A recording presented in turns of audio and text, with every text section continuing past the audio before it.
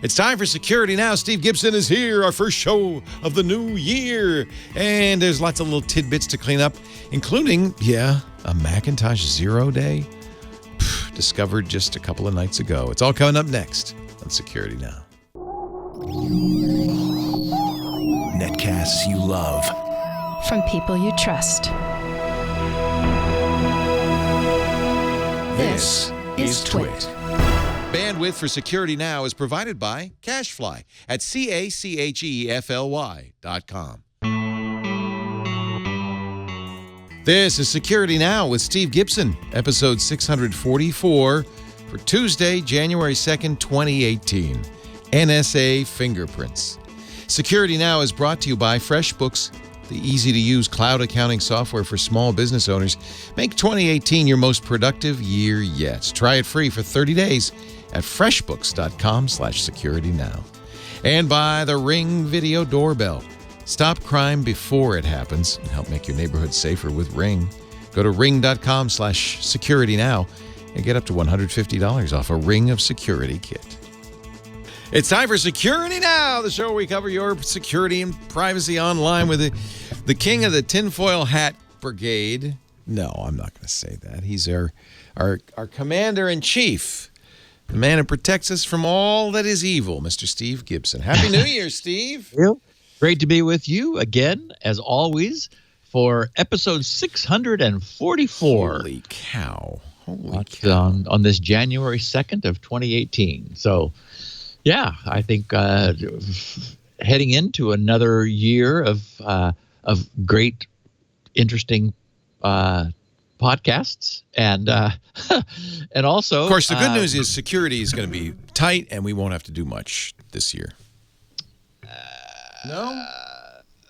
You know, I was noticing how much shift there has been over to IoT stuff. Yeah. I mean, it really is. I mean, it's what everyone wants and is using, and it's just like sort of this brand new frontier of like learning all the same lessons over again. Well, it was an IoT Christmas for a lot of people, right? They got their echoes, and I mean, this was the year.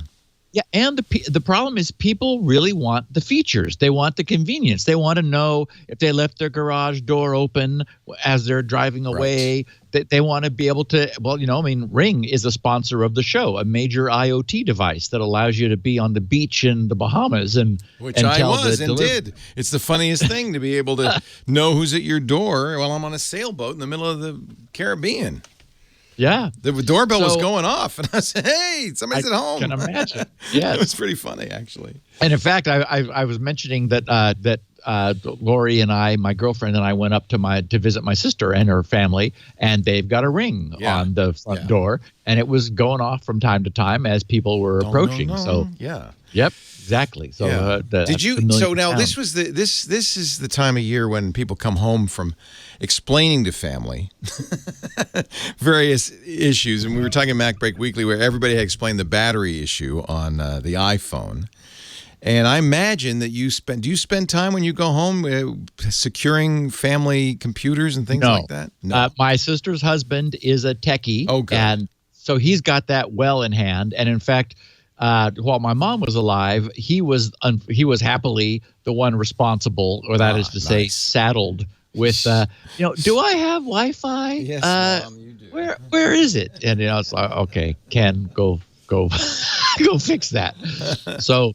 Yeah, so I'm a safe distance away. Although I do have that role down here in Southern California for a number of friends, friends and family and so forth. Yeah. So we've got a lot to talk about. Although I have to say, interesting topics, but not a huge number. Everyone was maybe enjoying the holidays. Even hackers take the week off. Even hackers, yes. The title for this week's podcast is NSA Fingerprints, following an interesting posting by our friend Matthew Green at Johns Hopkins, the cryptographer. And I noted that his bio now says professor, and I'm pretty sure it used to say associate professor. Yes, so I think he got tenure. I think you're right. I think that happened. So congratulations to Matt. Anyway, we've talked in the past about this interesting oddity in one of RSA Security's random bit generators, a DRBG, deterministic random bit generator. And this was the dual EC, the dual elliptic curve generator, which was slower than the other three and weird, and no one would choose it, but it was the default. And so that, and this was years ago, we discussed this when this news came out. Well, something just happened that surprised the cryptography community that furthers the impression or provides additional evidence that, because there's another big piece of this that kind of came together as a weird side effect of our movement towards the next version of TLS version 1.3, which really pretty much puts the last nail in the question of whether the NSA was actually up to some funny business. And remember that Reuters also reported back at the time that RSA had been paid $10 million to choose this funky and not clearly secure source of entropy for their crypto library. But people were kind of thinking, okay, well, so that's not good. Well, it turns out, yeah, it's actually pretty bad. So those pieces have come together, which we will end the podcast with. But in the meantime, or until then, we're going to talk about a new and clever and disheartening abuse of our browser's handy-dandy username and password autofill, which is, shouldn't be a surprise to us. Everybody is clever, and unfortunately, all of this technology that we're using can be abused when people focus themselves on that. And so we have another instance of that, which has been found in the wild, being deployed by 1,110 of the top chunk of websites on the internet. We'll talk about that. Also, there is something afoot, and for a while, the initial reports were speculative. Now, in the last couple of days, some additional information has come to light. There's been some frantic scurrying around by many OS kernel developers, changing some things that led the early people who were watching this to believe that there was an undisclosed major problem that was like that there had been non-public disclosure to kernel developers about. And now we think we know more about it, but it actually is going to have an impact on the performance of our systems. So we'll talk about that. There is a just released macOS 0 Day, which allows full local system compromise. What? We missed beautifully written up. The guys did a great job. There's also another massively popular router has fallen to the IoT botnets. Also, I wanted to note that even high-quality IoT devices, Sonos, have problems on the public internet. And I don't know if you've noticed yours updating more lately, recently. Yeah. And we know why now. So we'll talk about that. Also, I wanted to briefly touch on the evolution of ad blocking and countermeasures to it. We've, of course, that's been a topic of ours because it revolves around privacy and that the technology is of interest and interesting. Well, this has been evolving, and a new study that'll be presented at a conference later in this February next month has updated or matured, I guess, their impression of how much websites are responding, and it's much more than people knew. Also, there's an important update needed for users of Mozilla's Thunderbird email client, which I just want to shake people up about a little bit. We have a little bit of miscellany, some listener feedback, and then we're going to talk about what recently came to light that leads us to believe that the NSA is a little more involved than, well, it provides additional evidence of, I should say, the involvement that they've been suspected of until now. All right. Well, we have a couple of ads in the show today. So while you, geez, that's a big mug. Did you get a new giant mug? Holy cow. It's a, Is that a 1 liter coffee mug? Jeez. The good news is it keeps the coffee hot all by itself. It doesn't need, heater vacuum necessary. lighting or anything else. Once you get this sucker heated up, it just stays hot all by itself. There's enough mass in that thing to keep it warm for a long time. Indeed. Our show today brought to you by Freshbooks, the easy-to-use cloud accounting software I first discovered back in, I think, 2004. I was going up to, as you know, Steve, because you came up there many times to visit. In fact, we started Security Now up there, Toronto, to do the Call for Help show up there with Amber and Andy. And I was complaining to Amber about having to invoice Rogers every month. I just hated it. And if you're a freelancer, it depends what you do, but if you're a freelancer, probably the thing you don't enjoy about your job is the paperwork, the bookkeeping, and most importantly, the invoicing. And I say most importantly because I found out if one does not send an invoice or expense report, one does not get paid or reimbursed.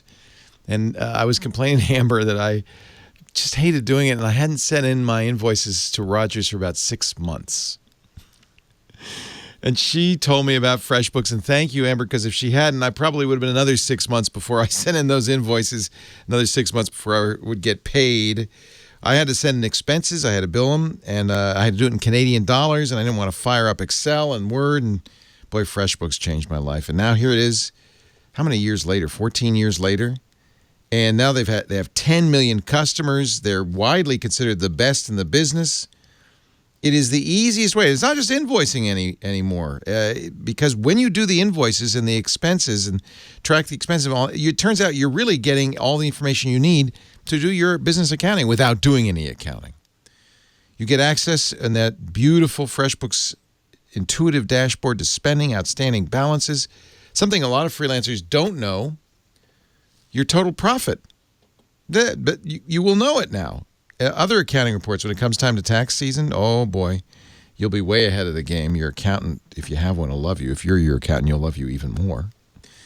Save time accepting credit cards online. You get paid an average of 2 times faster because your invoice includes a pay me button. A pay me button. Turns out clients don't like paying bills any more than you like sending bills. So make it easy for them. And, of course, no more chasing clients for payments or waiting in line at the bank to cash those checks. You accept a credit card payment directly from the invoice. Your clients will love it. You will love it. You can see which invoices have been sent, which have been paid, which have been viewed. That eliminates that old excuse, I didn't get your invoice. Yes, you did. You looked at it. You can create proposals. This is nice. This is from within FreshBooks. Proposals with rich text content, images, customizable sections, and more. Showcase the value you bring to prospective clients.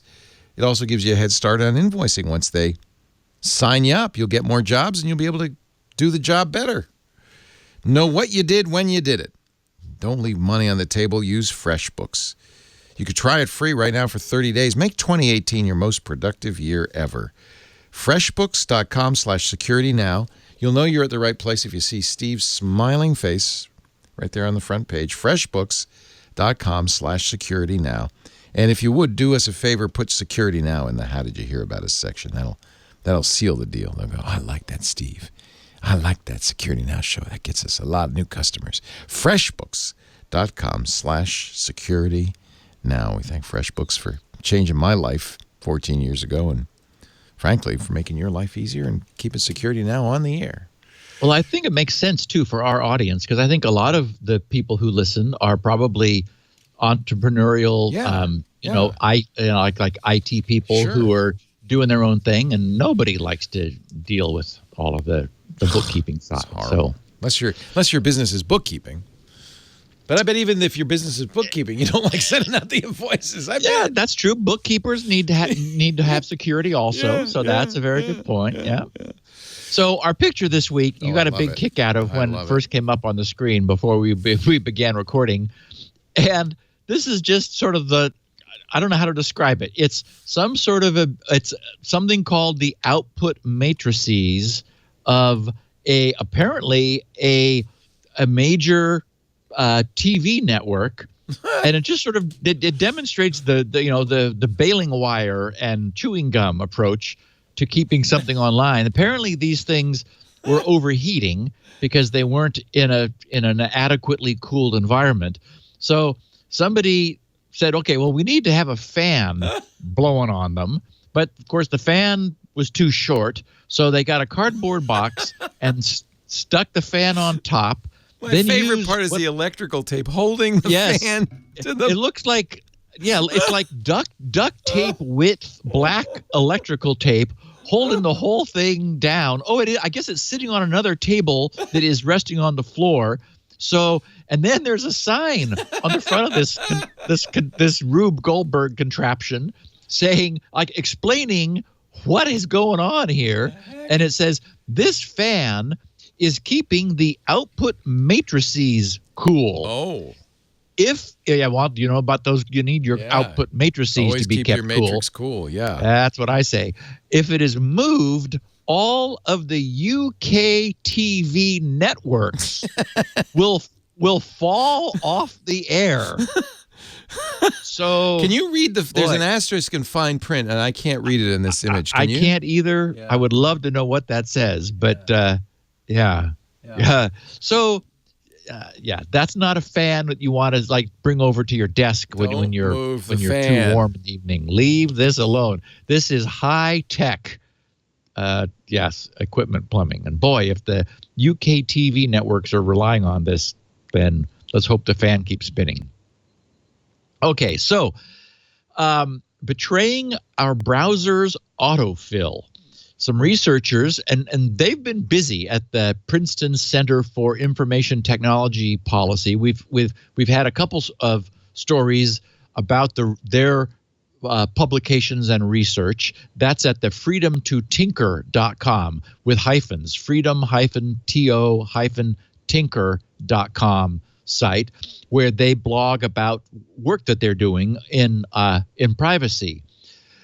They performed an extensive scan of the scripting being deployed by a bunch of the top internet websites, and they discovered something disturbing. They discovered that at least two commercial companies, one called AdThink at audienceinsights.net. And Leo, my computer can't go there anymore because I don't want my computer to go there, but yours can. So, and our listeners can. Go to audienceinsights, all one word, .net. And you're going to find out what your ID on their network is. Mine is A008BC977D7AA23 blah, blah, blah. And everyone apparently has a unique ID because this company has been tracking us for quite some time. Audienceinsights.net. So when you go there, they say, what is it? And they say Audience Insights is a web application offering analysis and statistics based on anonymous data collection. Then they say how information is collected.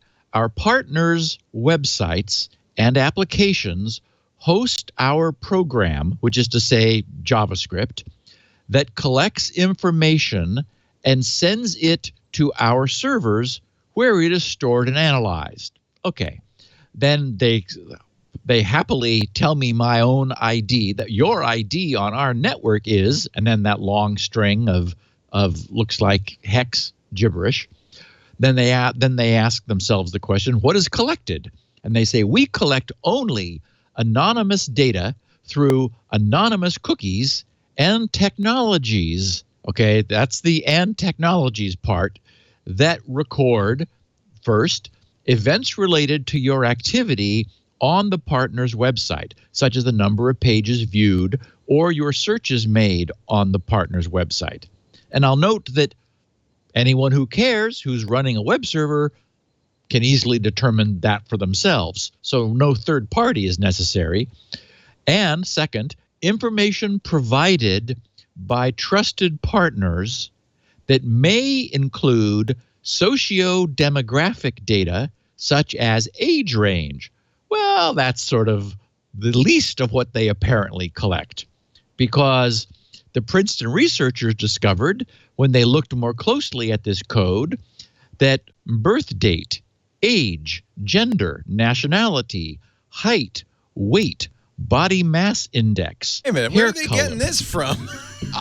Apparently, this is the data contributed by their trusted partners. Jesus. Eye color, net income, education, occupation, raw income, relationship states, seek for gender, MF, trans man, trans woman, or couple, pets, location with postal code, town, state, and country, loan type, amount, duration, and whether you're over indebted, insurance, both for car, motorbike, home, pet, health, and life. Wow.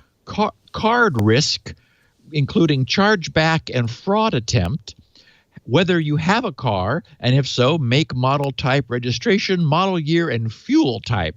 I guess they want to know if it's How do they know electric. all this? Also, tobacco, alcohol, travel, from, to, departure, and return. And I love this, your car hire driver age. Oh, and hotel stars. Those are the categories which this script is apparently filtering through and sorting.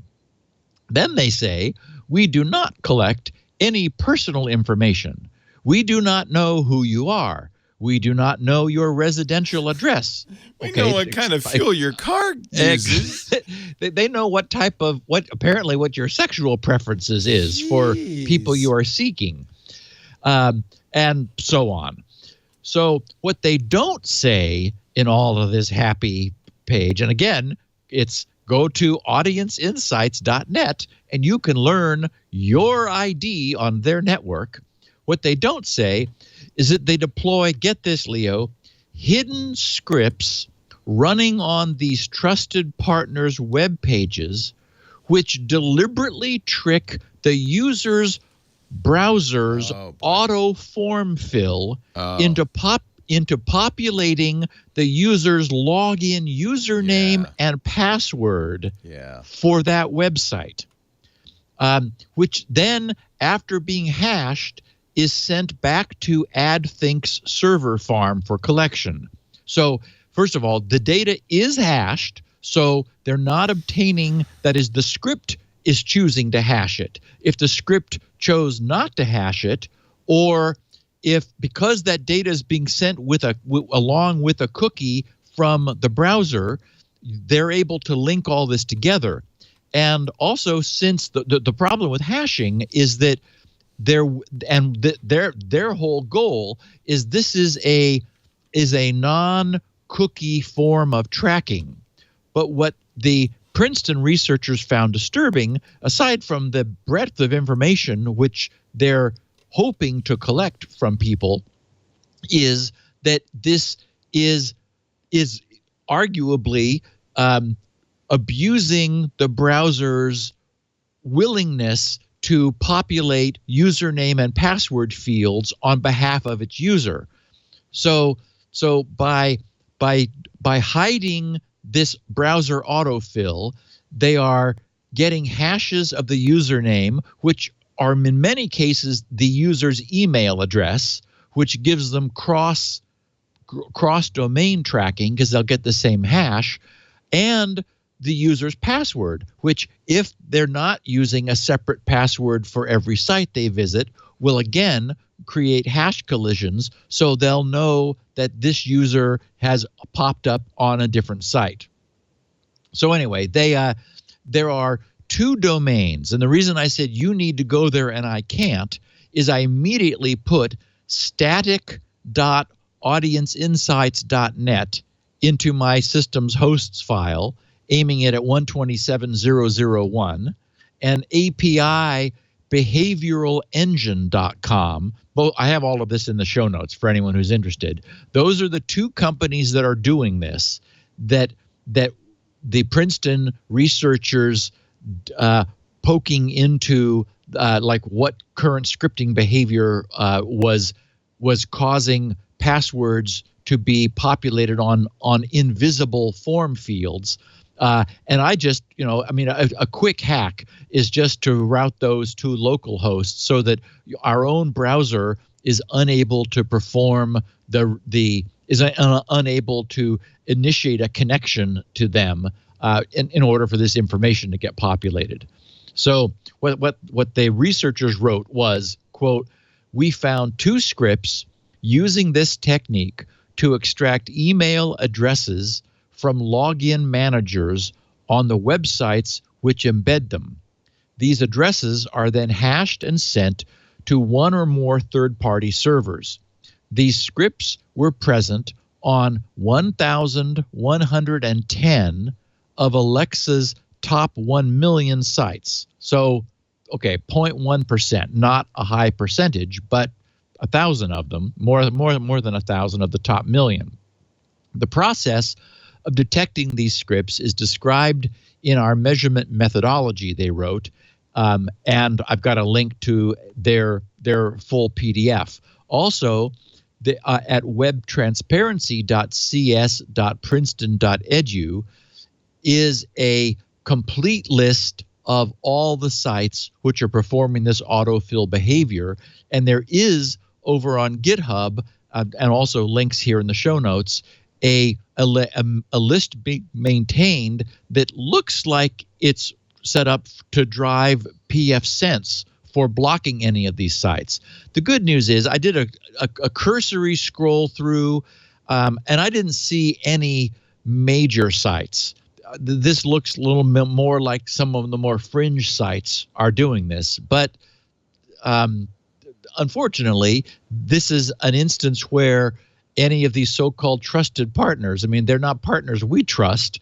They're basically the other sites that these 2 ad companies are in cahoots with in order to build a database that they're able to somehow leverage for more profit. Oh, and there's also a demo page that I have a link to in the show notes, where you can go, if you're curious, to actually watch this script approach being leveraged. And so, the takeaway is, first of all, you may want to just black hole these 2 domains, static.audienceinsights.net and API behavioral engine, or api.behavioralengine.com, if you object to this behavior.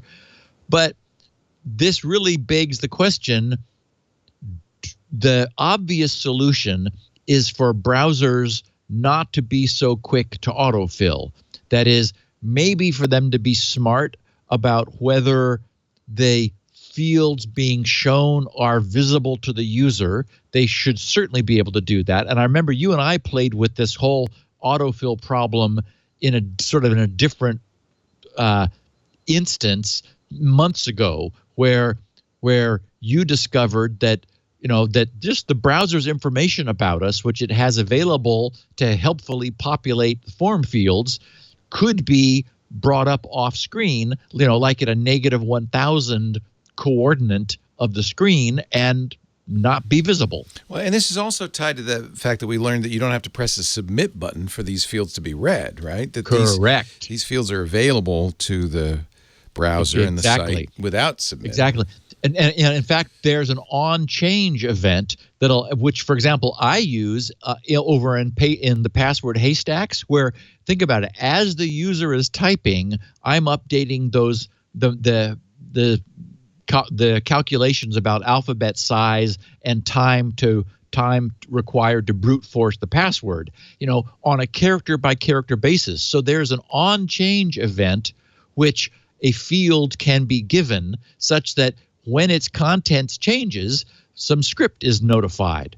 So the script would just sit there, and when the browser populates the field with the information, that fires off the on-change event. The JavaScript wakes up, responds to the event, hashes the data, and sends it off to the mothership.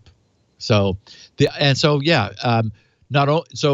you said, Leo, the first problem is that this is done before you hit submit, and of course, from a UI standpoint, we probably need that to happen. The user needs to know whether their browser is going to populate the field or not. But it would be nice if, the only mitigation anyone has suggested, and there's been a lot of dialogue about this, is to not make it automatic, require some user interaction in order to cause the browser to fill the fields.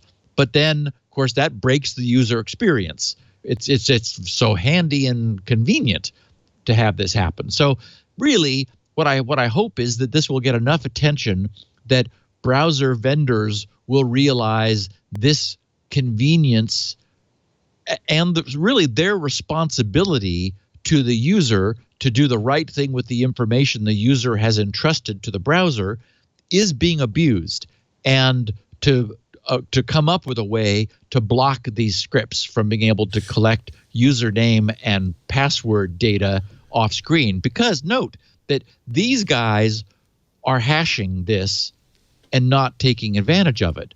But if anybody else gets their script on someone's site that is able to do this, well, they're collecting usernames and passwords. Right. So, which is not a good thing. These are first-party scripts, though, right? So an ad blocker probably wouldn't block them. Would Quad 9? Somebody's asking if Quad 9 would block them. I think if it's a first-party script, they can't. No.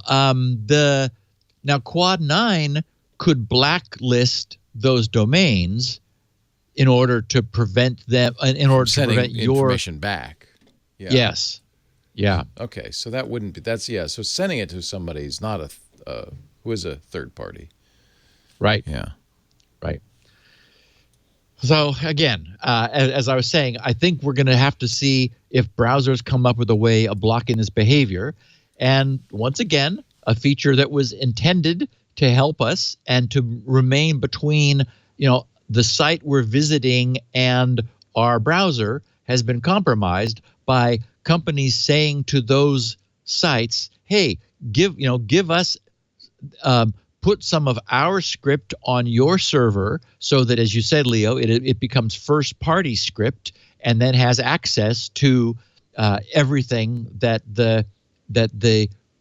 that site would normally have access to. This really is it's the fault of those websites hosting script which is sending their users' usernames and passwords to a third-party service, and presumably through some sort of financial arrangement. So, creepy behavior, but nothing we can do unless our browsers behave themselves.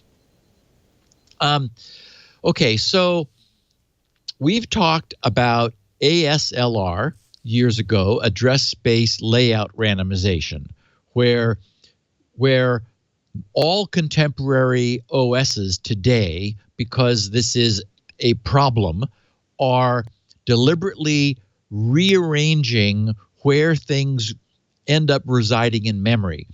In 32-bit OSs, we have potentially a 4.3 gigabyte address space.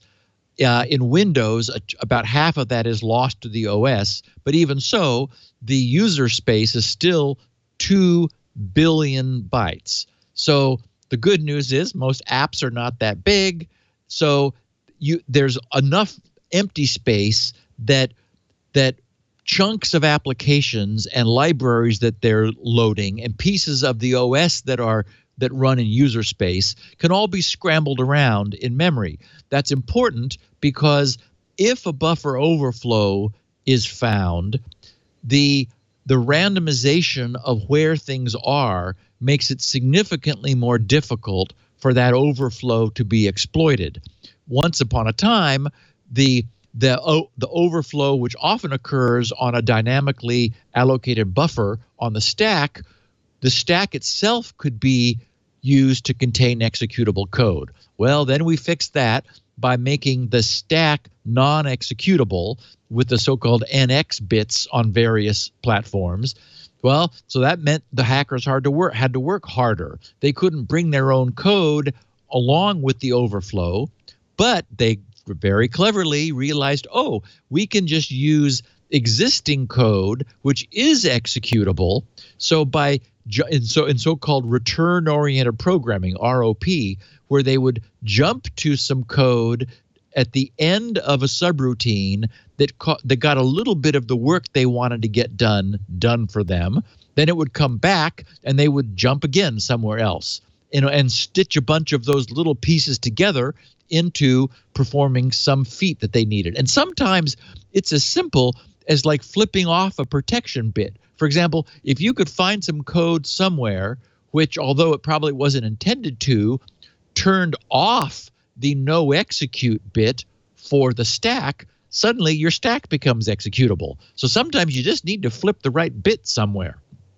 So that same technology then moved into the kernel to give us KASLR, which is kernel address space layout randomization, to provide the same features, because naturally people began abusing kernel code if it wasn't all also being jumbled around.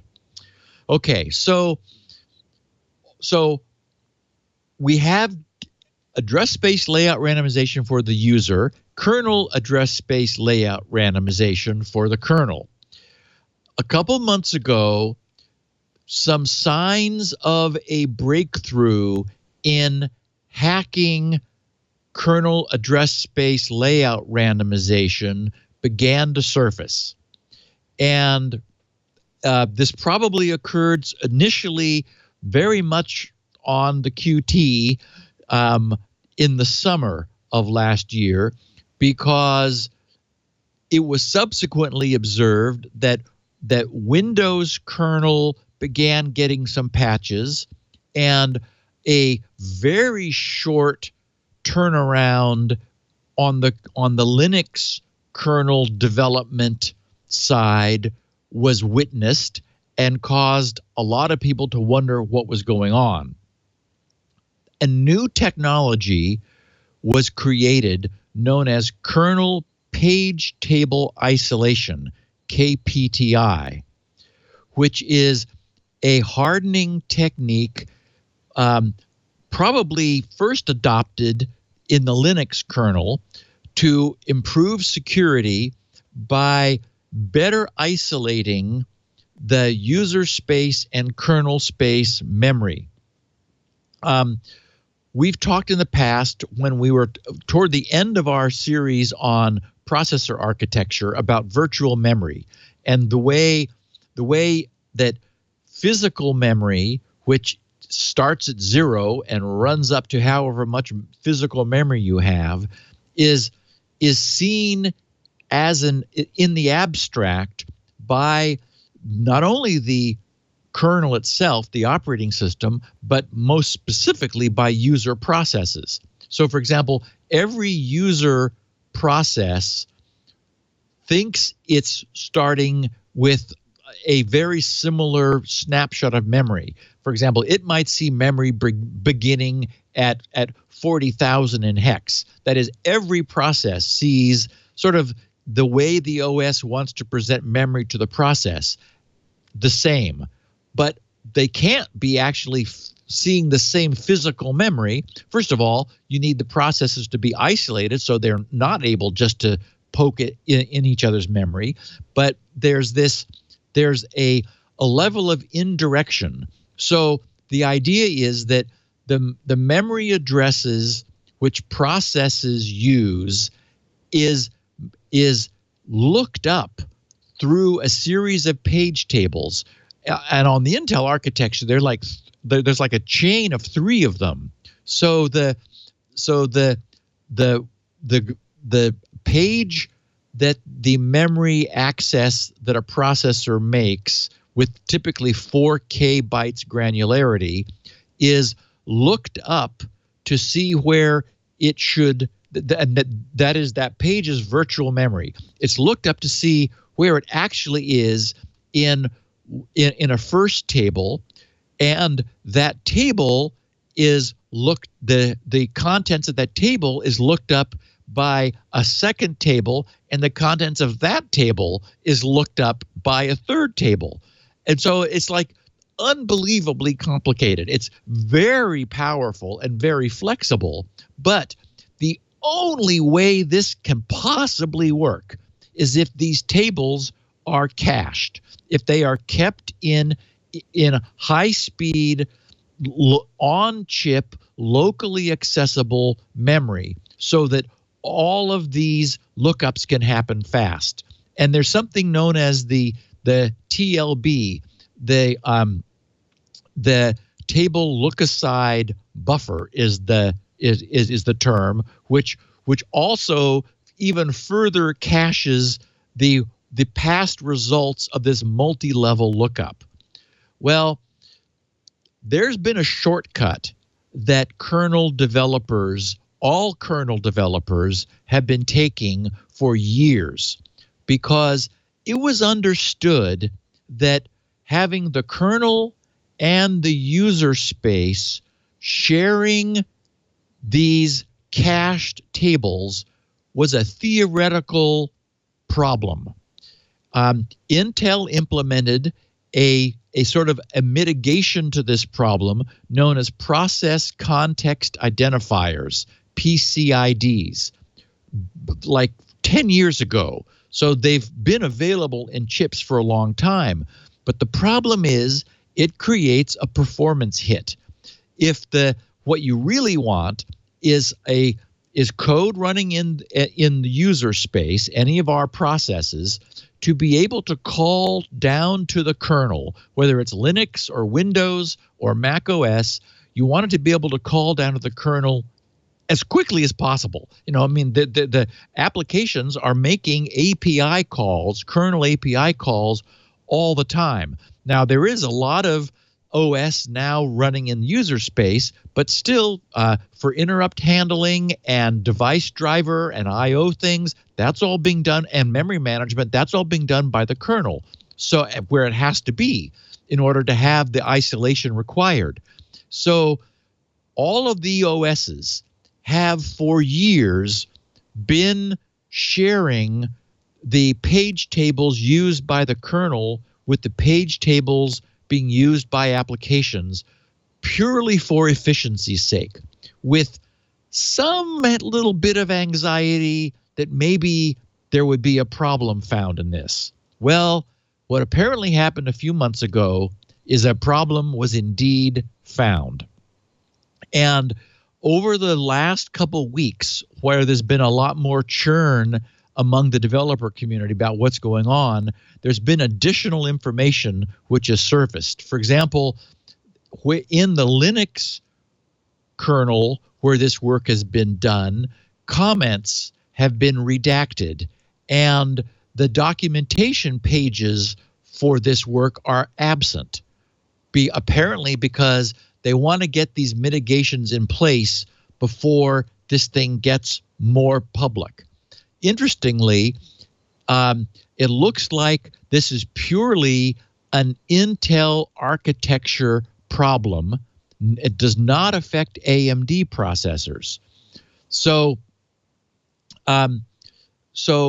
what this kernel page table isolation does, KPTI, is it reluctantly separates the kernel page tables from the user space page tables at some significant cost in performance. It looks like operating systems which implement this are going to take something like a 5% performance hit across the board, because it is what is going to probably emerge soon is that it has never really been safe to do this, and that some clever developers or hackers really have figured out how to break the isolation which sharing page tables with the kernel has for the sake of performance has been providing. A kernel developer by the name of Tom Lendacki said AMD processors are he posted to a list recently. AMD processors are not subject to the types of attacks that the kernel page table isolation feature protects against. He wrote, the AMD microarchitecture does not allow memory references, including speculative references, that access higher privileged data when running in a lesser privileged mode, when that access would result in a page fault. So that gives us a big clue. That if you read that carefully, that's suggesting that something about the Intel architecture's speculative accesses. Remember that's the way Intel has improved performance, is that they're doing what are known as speculative accesses, where the CPU is running ahead of the code in order to prefetch things that the code may need.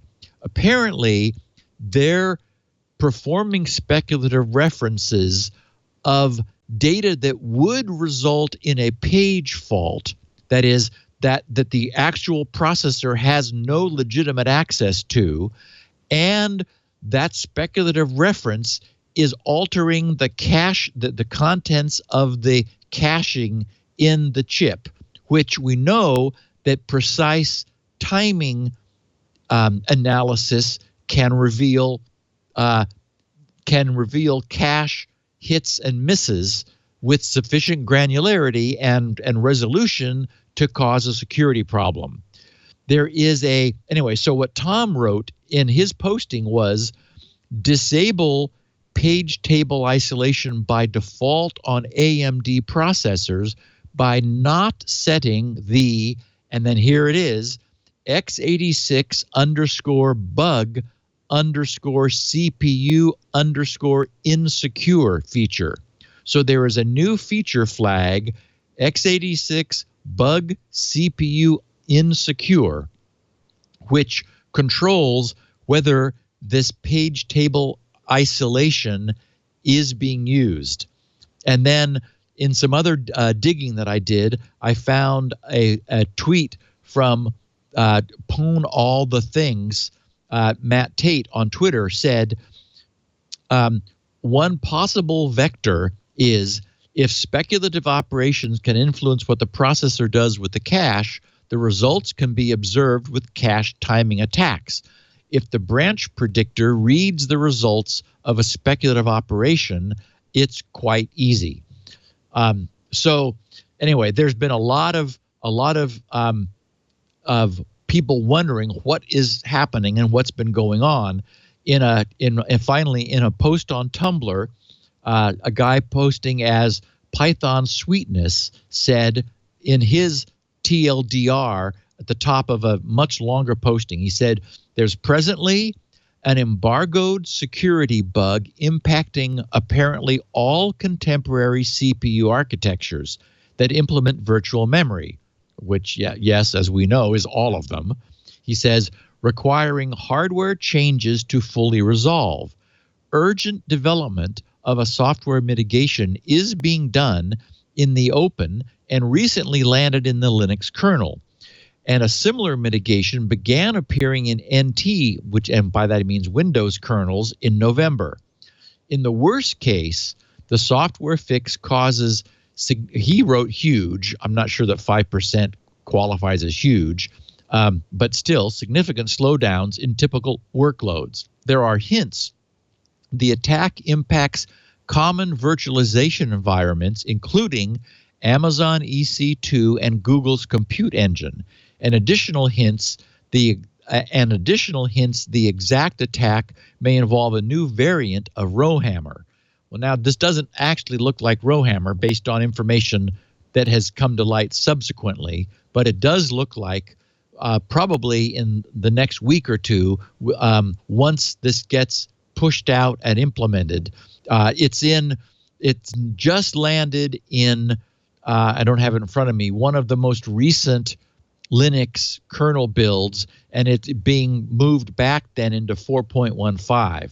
So it doesn't look like anything is happening yet over in the FreeBSD source tree, but it looks like something interesting is impacting other kernels. So we'll stay tuned. If this is the case, if this is exploitable, it means that our OSs are going to have to isolate user space and kernel space page tables, which will give us some sort of a performance hit. AMD-based systems don't have to do it. It looks like it's a glitch.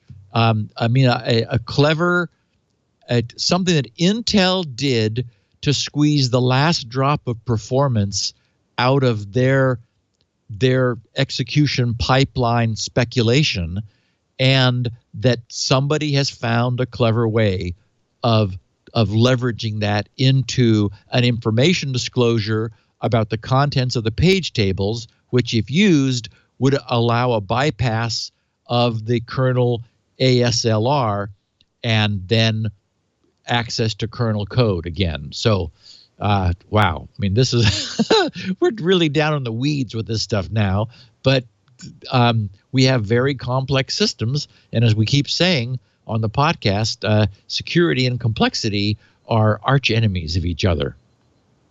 I mentioned a 0-day attack, which was just published.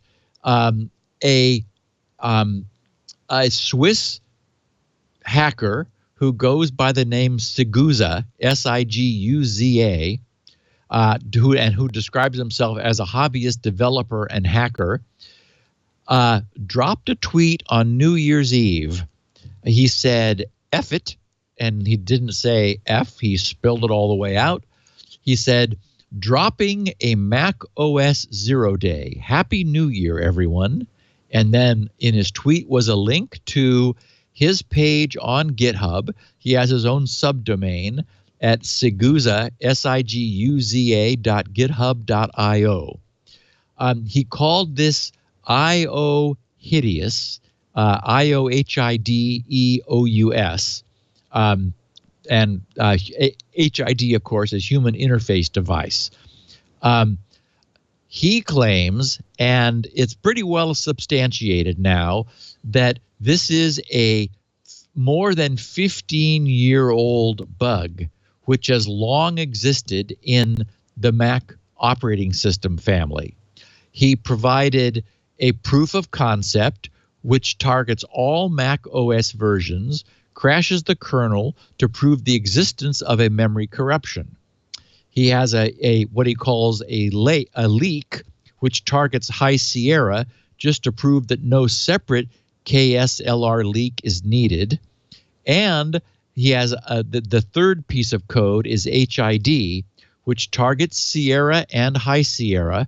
He says up to 10.13.1, and then points people to the README, achieving full kernel read-write and disables SIP, which is the system integrity protection, which Apple added not long ago, to prove that the vulnerability can be exploited by any unprivileged user on all recent versions of macOS.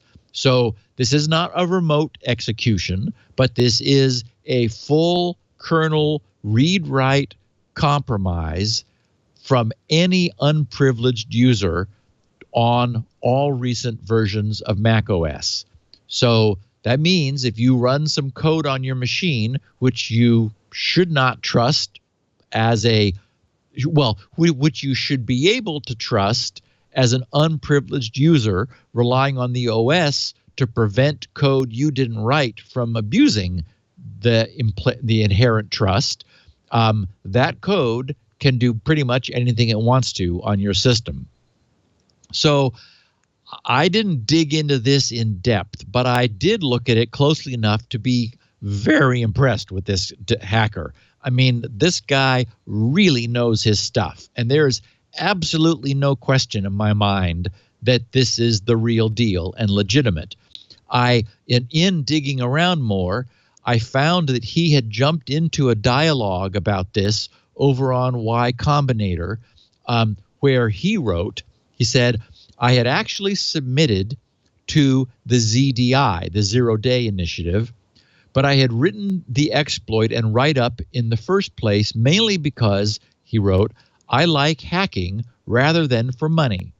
I figured I'd see what offers I'd get anyway, but once I had spent all the time on the write-up, I mainly wanted people to see that, and the amount offered wasn't enough to convince me otherwise. He wrote, I might have published this earlier even, but my December was kind of busy, first with the Vortex exploit and then with he wrote 34C3, which of course is the chaos convention, which has just happened. He said, and an engineer from Apple's security team contacted me a bit after releasing. They had found the bug a while ago, so this wasn't news to them. Well, I'm editorializing. It wasn't news to them. He wrote, but hadn't verified the subsequent patch, which actually did not fix it. And a while ago, I tweeted this, and he has a link to some interaction with them. So they do have people on it, they meaning Apple. He said, I also told that person to extend my condolences to whoever has to come in and fix that now. But they basically said that there's nothing to apologize for and that they, the team, really like such write-ups. And I don't blame them. I mean, this guy was super thorough. So that, I mean, he told them, Apple, exactly what they need to do to fix this. He said, so I guess I'm not that evil. And by the way, this was responding to people on Y Combinator saying, you know, who is this guy dropping a bad Mac 0 day on New Year's Eve? And he said, and I neither want to watch the world burn, again, referring to one of the earlier comments, nor did anyone brush me the wrong way, another comment. I didn't publish this out of hate, but out of love for hacking. If you're concerned about skids hacking you now, they need to get code execution first on your machine.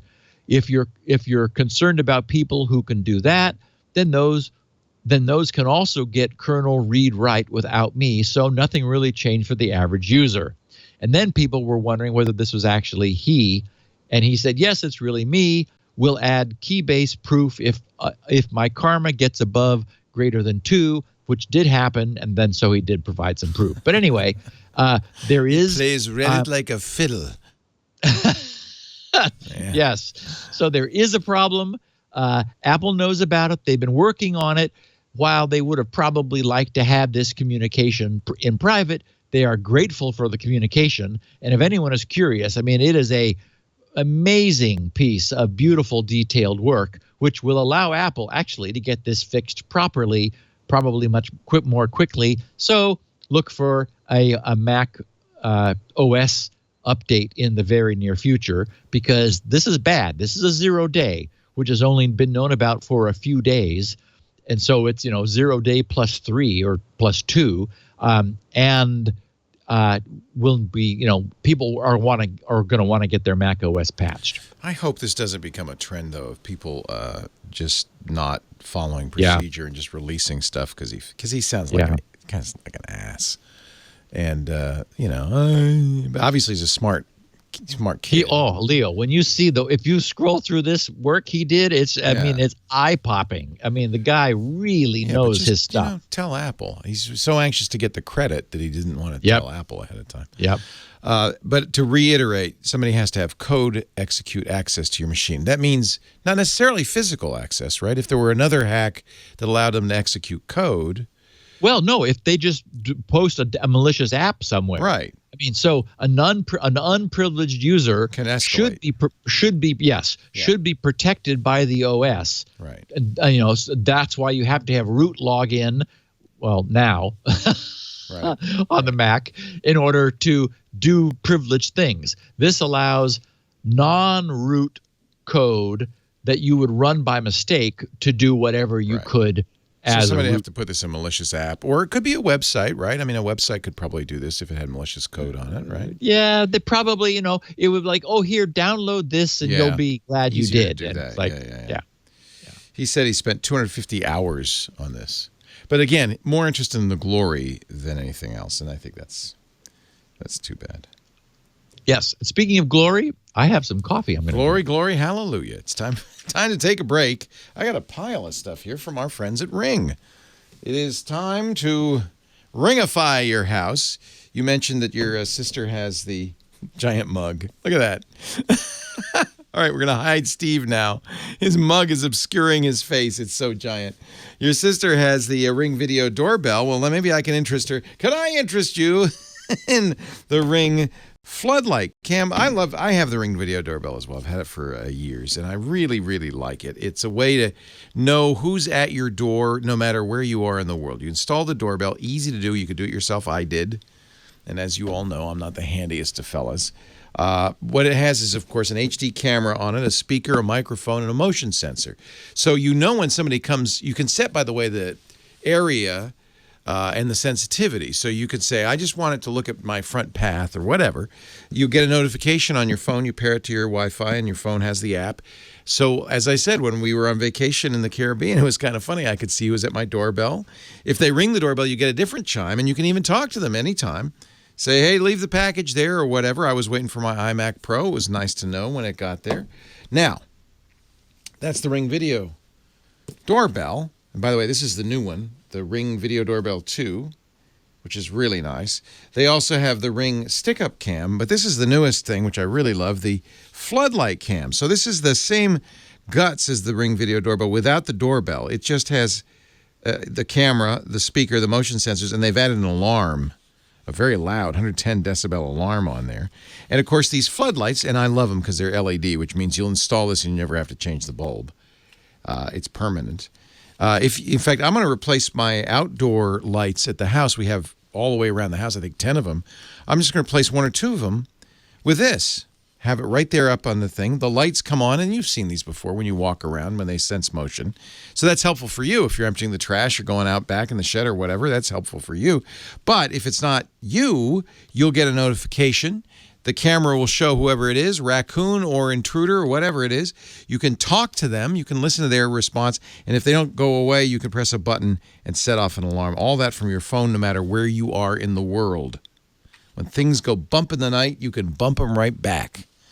Ring Floodlight Cams. It's just one more way Ring is making your home more secure. Thieves just can't hide with Ring. Monitor every corner of your property with the Ring of Security Kit. You get the Ring Video Doorbell, your choice of either 1, 2, or 3 Ring Floodlight Cams. You can connect the doorbell with your favorite smart locks and hubs for added convenience and monitoring and security. You could even say, if you had it tied to the lock, open up the door, leave the package inside, whatever. This is awesome. We have up to $150 off on a Ring of Security Kit. Just go to ring.com/security now. Stop crime before it happens. Make neighborhoods safer with Ring. And I say now, you see, when we started doing this, people didn't know about the Ring. Now I see rings everywhere in my neighborhood. And you can have a neighborhood watch that uses the rings. It's awesome. Ring.com/security now. Save up to $150 on a Ring of Security Kit. Ring.com/security now. And we thank Ring so much for their support of the show. And Steve, who is caffeinated with, how big is that mug? It's like a liter. I think it's 20 ounce. Yeah, I think it's 20 ounce. Do you get that? Do you take that to Starbucks or do you make it yourself? I like it. Oh, no, I make them at home now. Did you ever do, I remember you got a plumbed espresso machine, which you didn't like. Yes. Is it still there? I don't like. Yes, it is. I use it for steaming because this thing could steam the anything. I can't think of a good analogy. Yes. I mean, chrome off a trailer hitch, I believe, is the phrase thank you you're very looking much. for. You could steam the chrome off a trailer hitch. Yes, sir. It's amazing. And so I use it to steam and heat and froth the milk. Then I stick it under a Keurig Revo in order to drop a couple shots of espresso into it. You use a Keurig. How interesting.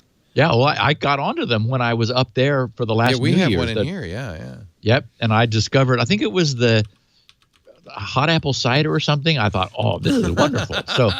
So I got that, and then I ended up getting the Revo, which does the espressos. So nice. You're set all round. You have the. I'm a happy caffeinated camper. Coffee lovers, as all dream. Good coders. That's right. Are whether it's Mountain Dew or what Jolt or whatever people are doing now. So okay, so yet another IoT device falls.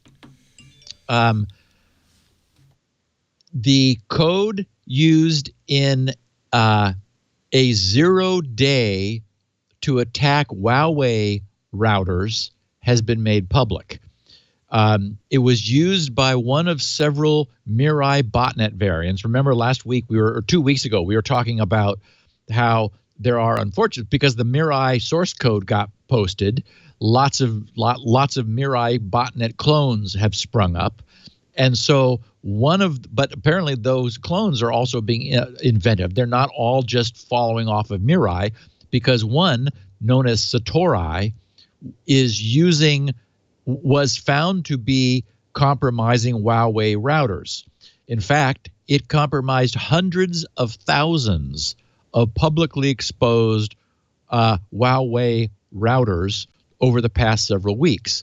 And of course, the problem is routers are supposed to be publicly exposed. They're not supposed to have publicly facing vulnerabilities, but the router by nature is, WAN facing, so it's out there. And so thus its security is really crucial.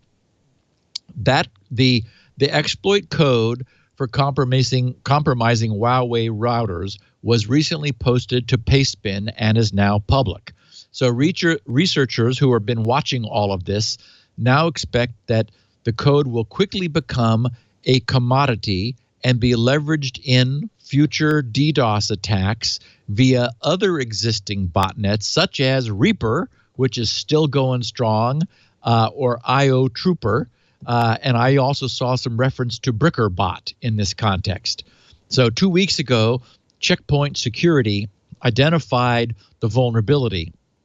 And I have to say, we were at the end of 2017, and my eyes sort of popped when I saw the CVE number, because the CVE, the common vulnerabilities registration, always starts at 0 at the beginning of the year. So that was actually one theory of why that other guy posted his New Year's Eve macOS 0 day, was that he wanted to score CVE-2018-0. I don't think he did. But anyway, my eyes popped because the Checkpoint CVE about the 0-day Huawei router is CVE-2017, of course, for last year, hyphen, and get this, 17215. So yes, 17,215 vulnerabilities logged in 2017. So it'll be interesting to see how 2018 fares by comparison. And Leo, again, as you said at the top of the show, I have a feeling there will be more in 2018 than fewer than we saw in 2017. Nothing yet, boys and girls. 17,215. Wow. I don't know what the actual last number was of the year, but this one would have been recent. Anyway, they discovered in this case it was a Huawei home router model HG532 that it was being exploited to spread Mirai, that Mirai variant, the Satori variant. Since then, Huawei issued an updated security notice to customers warning that the flaw allows a remote adversary to send malicious packets to port 37215, 37215 to execute remote code on vulnerable routers. Now, of course, remember, the good news is mostly people just want these routers in order to commandeer the bandwidth of their owners. But if somebody can hook to your router on port 37215 and execute malicious, like random code on it, then they've got access to your network, which you really don't want. So if you have a router like this, which is compromised and not fixed, it's another real good reason for maybe sticking another router inboard so that router talks to your router, which then talks to your network. That way, they're not able to get any in. If they've compromised your WAN-facing router, they cannot get in past your second router because it's hopefully behaving itself the way it should. And certainly, it's not easy for them to scan it because I guess they could scan it if they really were able to run arbitrary code on the outboard router. And anyway, I would just say, get a good router, because one that's being maintained. And these guys, Huawei responding as quickly as they did is behavior you would want. The problem is these are hundreds of thousands of consumer routers, and consumers are like connected to the internet and they're happy. They don't realize that their router has been compromised behind their back. Anyway, so if you happen to have a Huawei router, do go to Huawei and make sure you are running the latest firmware, because hundreds of thousands of these routers are being compromised. And it looks like what's happening is researchers are expecting that with this new exploit going public, essentially, that all the other Mirai variants will jump on it and add that to their bag of tricks. So even high quality IoT devices can have problems. The good news is our favorite internet connected or network connected speakers, Leo, our Sonoses, yes, were not remotely compromisable, or it's maybe I shouldn't state that. The Trend Micro researchers who poked at both the Sonos and at the Bose networked speakers found a worrisome array of problems in both. What was more worrisome is that somewhere between 4,000 and 5,000 Sonoses are publicly exposed to the internet. And you just have to wonder how that is happening. I'm tongue-tied.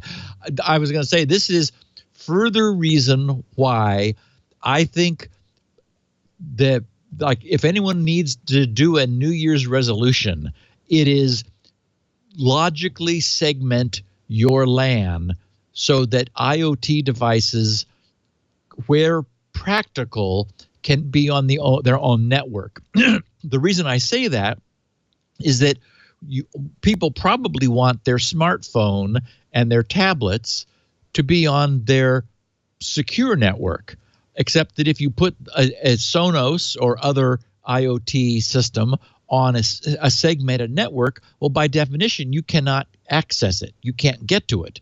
So it does create inconvenience if the devices you're trying to have in the maximum security network are unable to communicate with, but in order to use the IoT devices, they need to.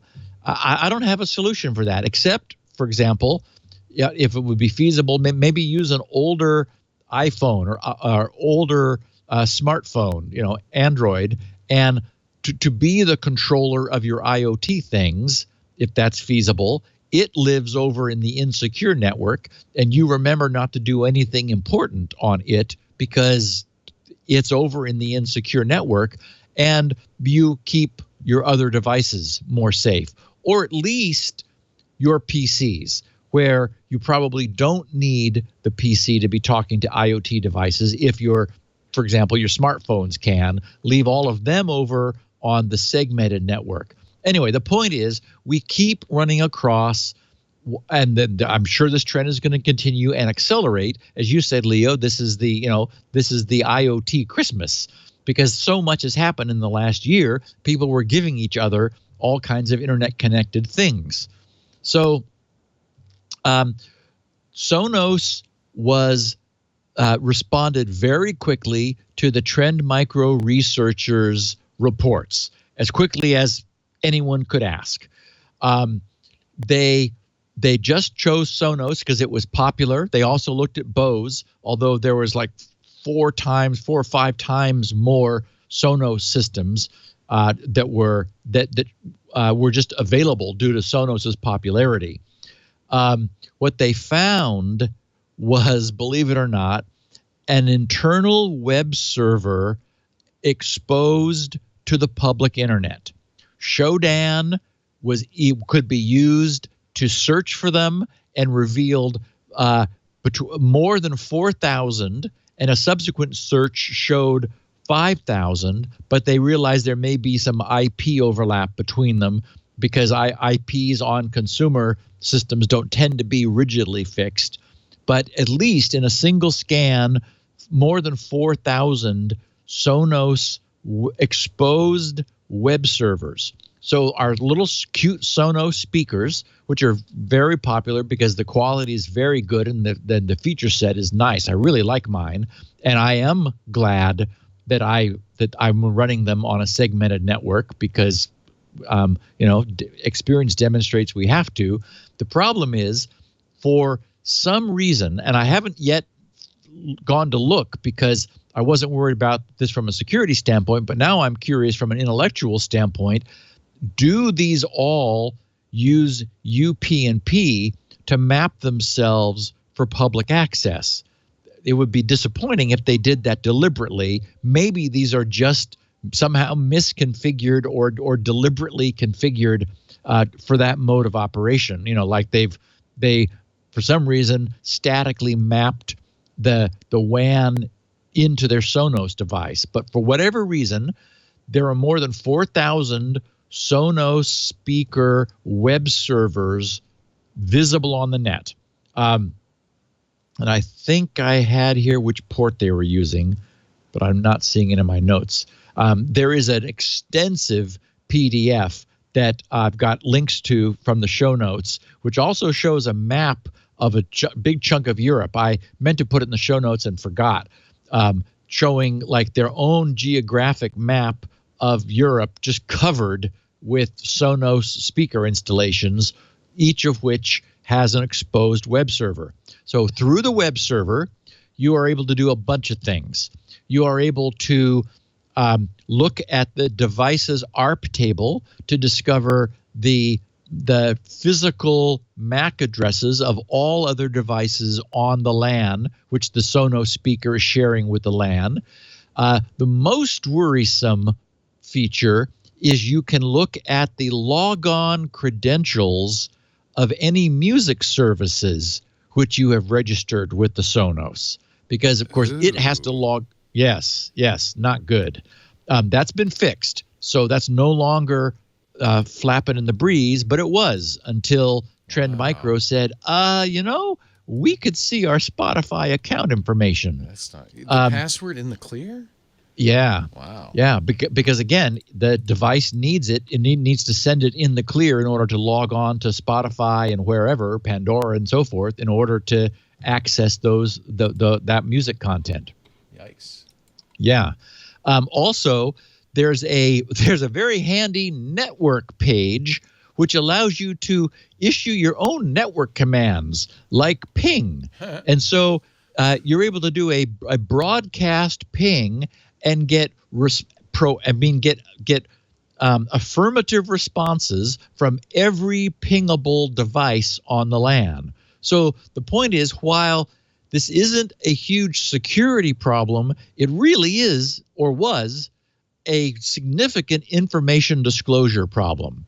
And of less concern, but still a little annoying, they could peruse your music library, determine what your musical tastes were, determine what song you were listening to at the moment, if any, and basically get full access to what you're doing with Sonos.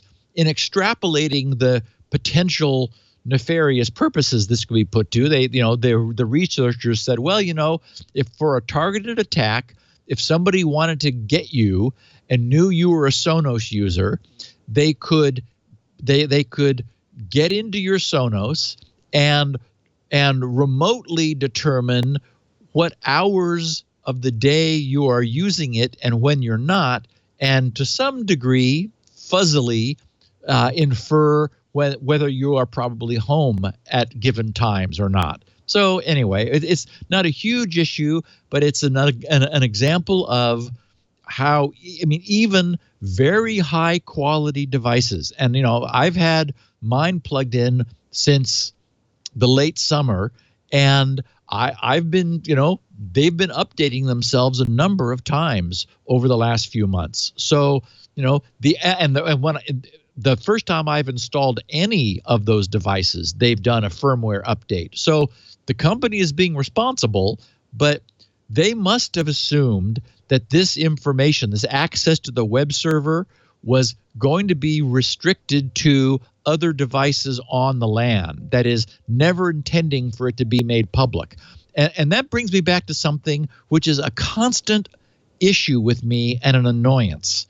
And that is, I have never seen anybody ever, except me on this podcast, say or observe that all that has to be done by any of these devices where you really do not want remote access is set the TTL, the time to live of the packets that are emitted from the device, to 1 or 2. 1.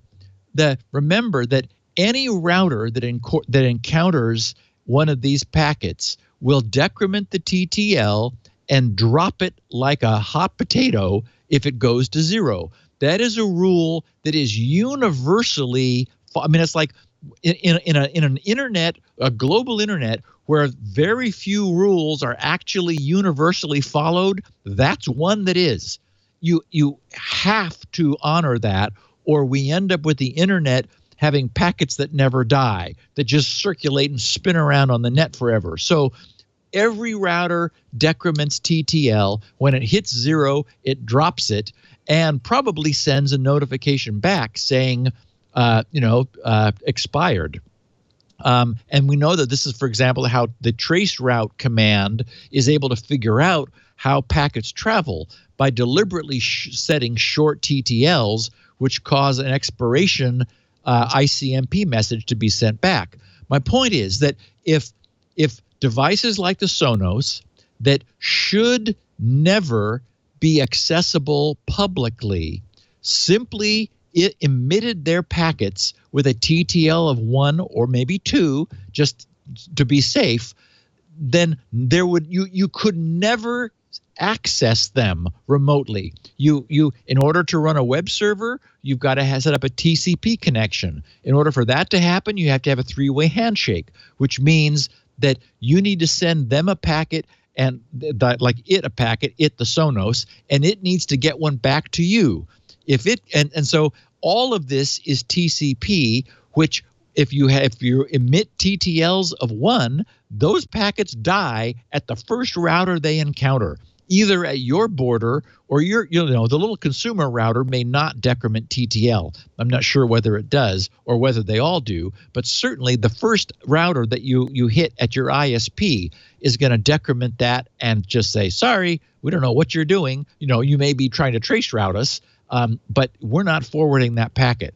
If people would do that, people who do not want their local stuff to be publicly available, it just ends it. You could have all your ports open. You could do anything you wanted if you simply set TTLs to 1. I've never seen it done, and I've never seen it talked about or mentioned. And this is not something you could do. This is something that the device would have to do. Correct. It's down in the stack. So it's the kind of thing you could do with raw sockets, but it's also something that someone building, I mean, these are all Linux based. You just rebuild the kernel, so the default TTL, and normally there's a setting because remember, we've talked about this problem. Once upon a time, TTLs were like 32. And it's considered the diameter of the internet. That is, what are the 2 points on the internet where there are the greatest number of hops? And at some point of years ago, OSs were setting their TTL to 32 because, well, that's high enough. Well, no, there were so many routers added that the diameter of the internet became greater than 32, and there were some locations you could not reach with a TTL of 32 because the packet would expire before it got there. So then we had to bump it up to 64. In some cases now it's 128. But normally it's something you can set. And so if they just set the TTL to 1, this problem would never occur. You could you could connect to these devices locally with no problem at all because it's just device to device. But the moment it tried to cross a router boundary, that packet would die.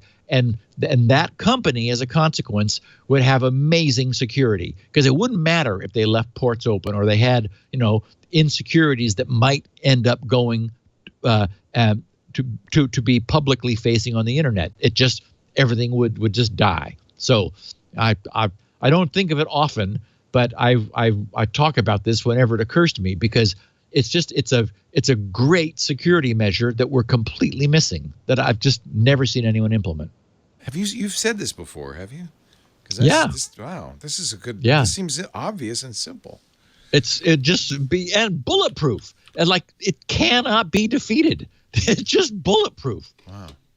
It just doesn't hop out of your own network. It can't. And you wouldn't think I need any more caffeine after that, but too late. Go ahead. We're going to watch you drink. We've done all the ads. We shall enjoy the sight of Steve consuming beverages from his massive mug. Dilly dilly. Well, just say dilly dilly. Go ahead.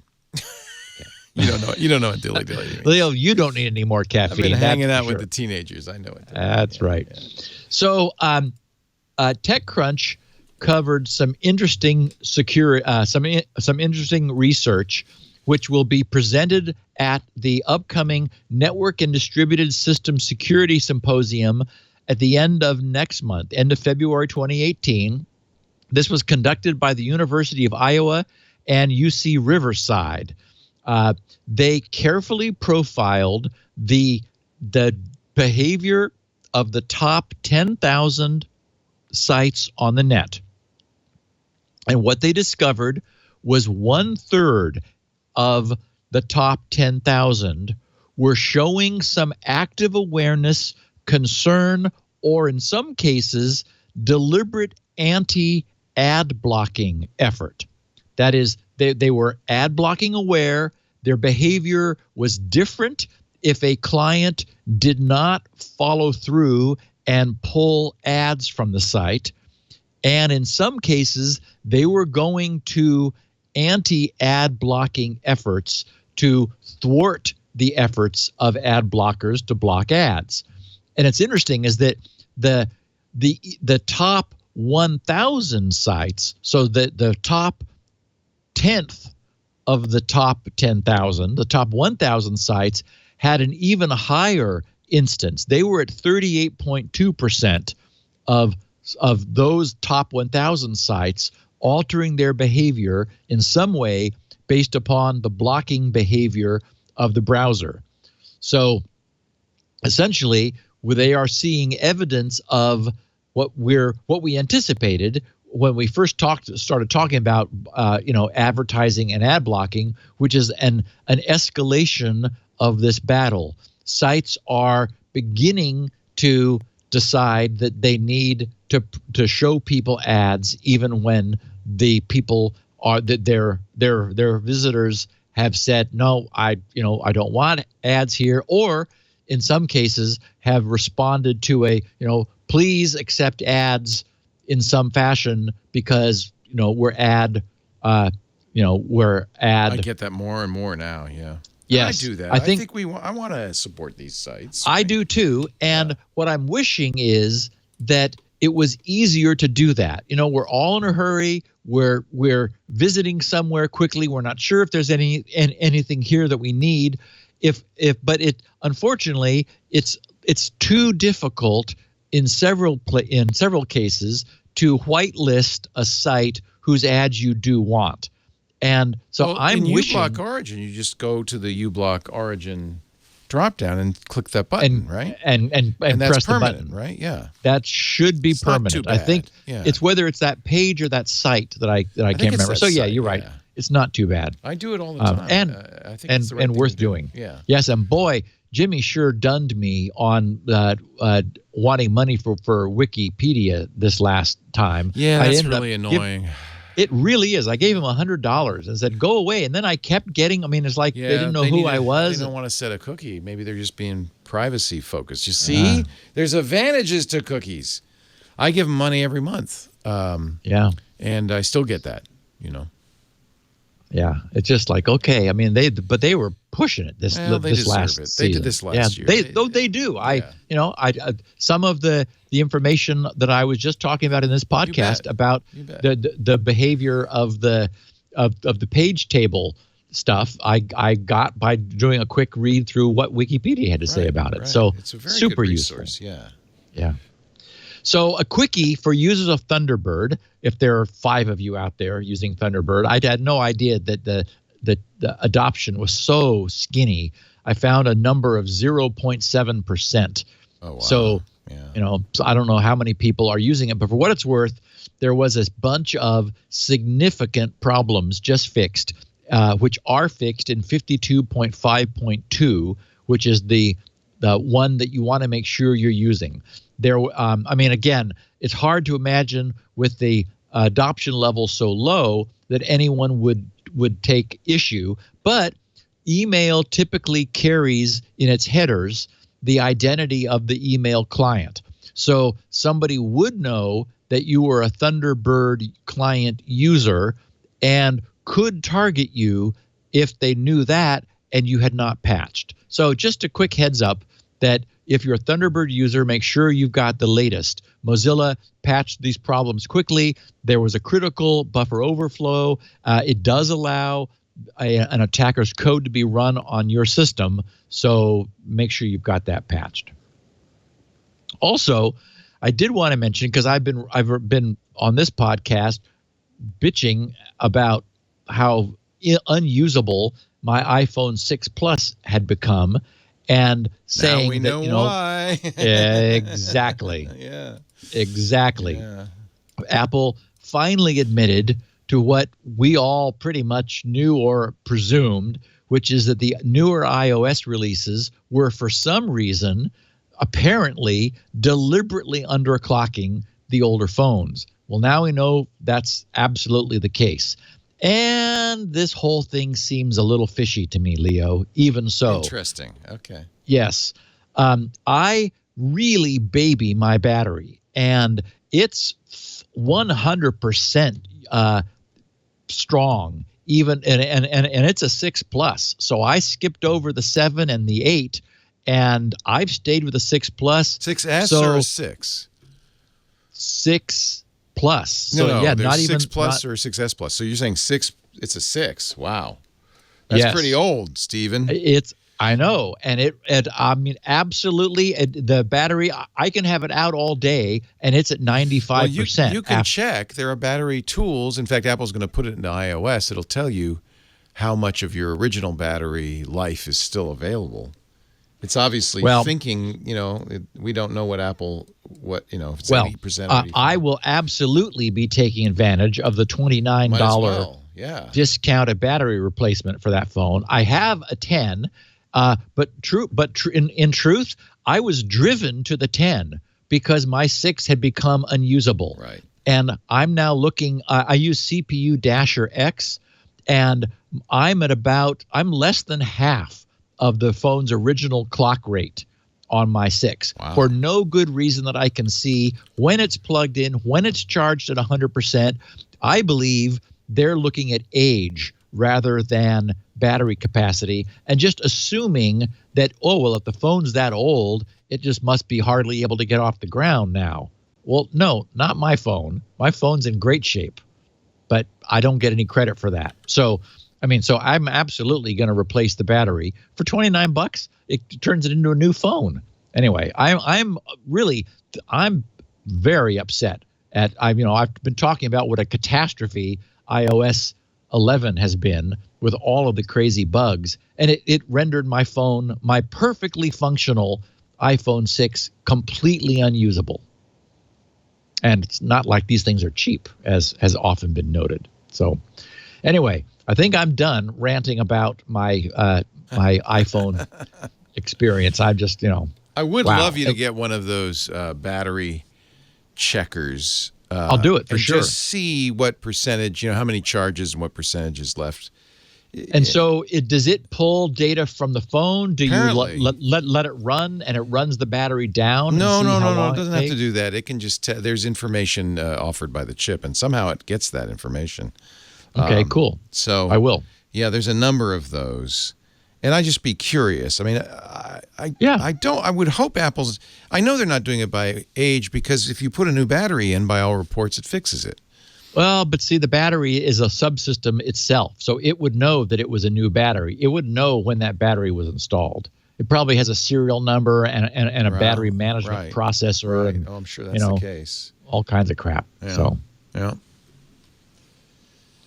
I wanted to alert our listeners that we have another humble bundle. In this time, it's Python books, which I think is probably right in the middle of many people's sweet spot. Python is just really taking off. I'm encountering it, as I have said, over and over. More and more. And I had a very respected top-level programmer friend who's been had been a friend of mine for, how old am I now? 40-plus years, who programs in everything, tell me that he has never been more productive than he is in Python. So, yeah, and it is my language. Yeah, it's my intention to rewrite the UI and the high-level portions of Spinrite 7 in Python. The idea is that the Spinrite 6.123 stuff, that will be sort of the testing bench for the new low-level drivers, and then I'm going to scrap it and keep all of that low-level work, but then write a whole new front end for Spinrite, adding a whole bunch more features for Spinrite 7. I would look at the reviews of these books before you buy them. Yes. These are not my favorite Python books by any means. And I'm glad you said that. I was going to say that. I don't know Pact, P-A-C-K-T. Yeah. They're all from Pact, aren't they? Yes, they are. Yeah. They are a Pact book bundle, and so I think they may be along the cheesy side, but they're also not very expensive. So yeah, doesn't hurt to have it. I do the O'Reilly books pretty much. Learning Python's excellent. Programming Python, those are classics. Yep. But there are some actually very good Python books out there. So. Yeah, and you can't go wrong with O'Reilly. Those are always great. Tim is not going to be publishing junk. Yeah. Yeah. And finally, in miscellany, we've had a lot of fun, Leo, over the years, laughing at robots falling down. There is a recently posted YouTube video that I linked here, which is rather phenomenal. This is, our friends at Boston Dynamics who are doing these amazing robots. This is Atlas, which is their human anthropomorphic robot. And it is doing some incredible things now, including a backflip. So this thing isn't just able to walk upright, but on bipedal, but it's able to just do some incredible work. So if anyone is interested, I've got the link to it. And there it is. Look at this thing.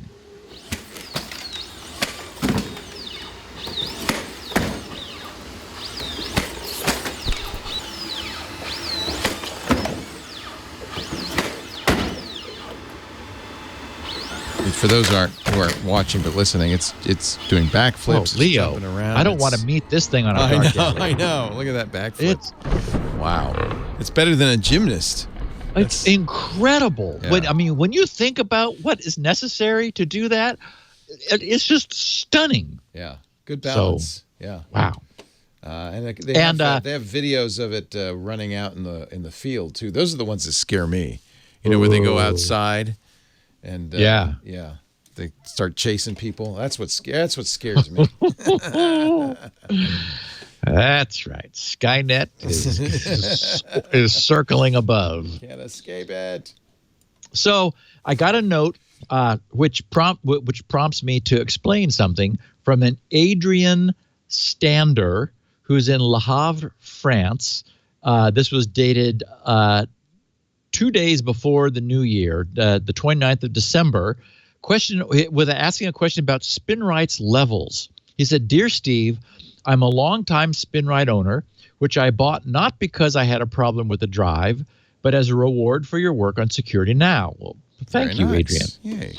I have never had to use it in anger or desperation, I suppose. He says, i.e. for data recovery.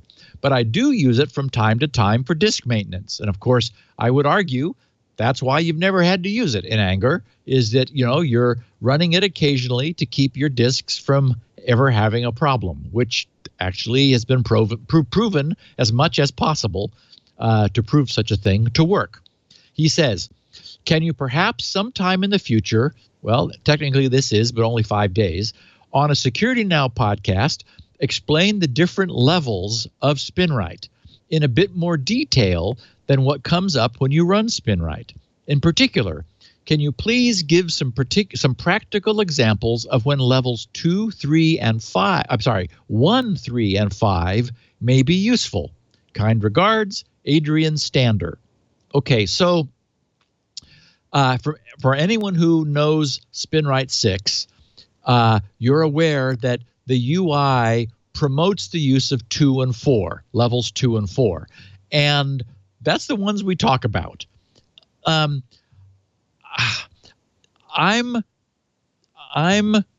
probably going to whittle those down even further. In the old days, Spinrite had a bunch of levels where I was using different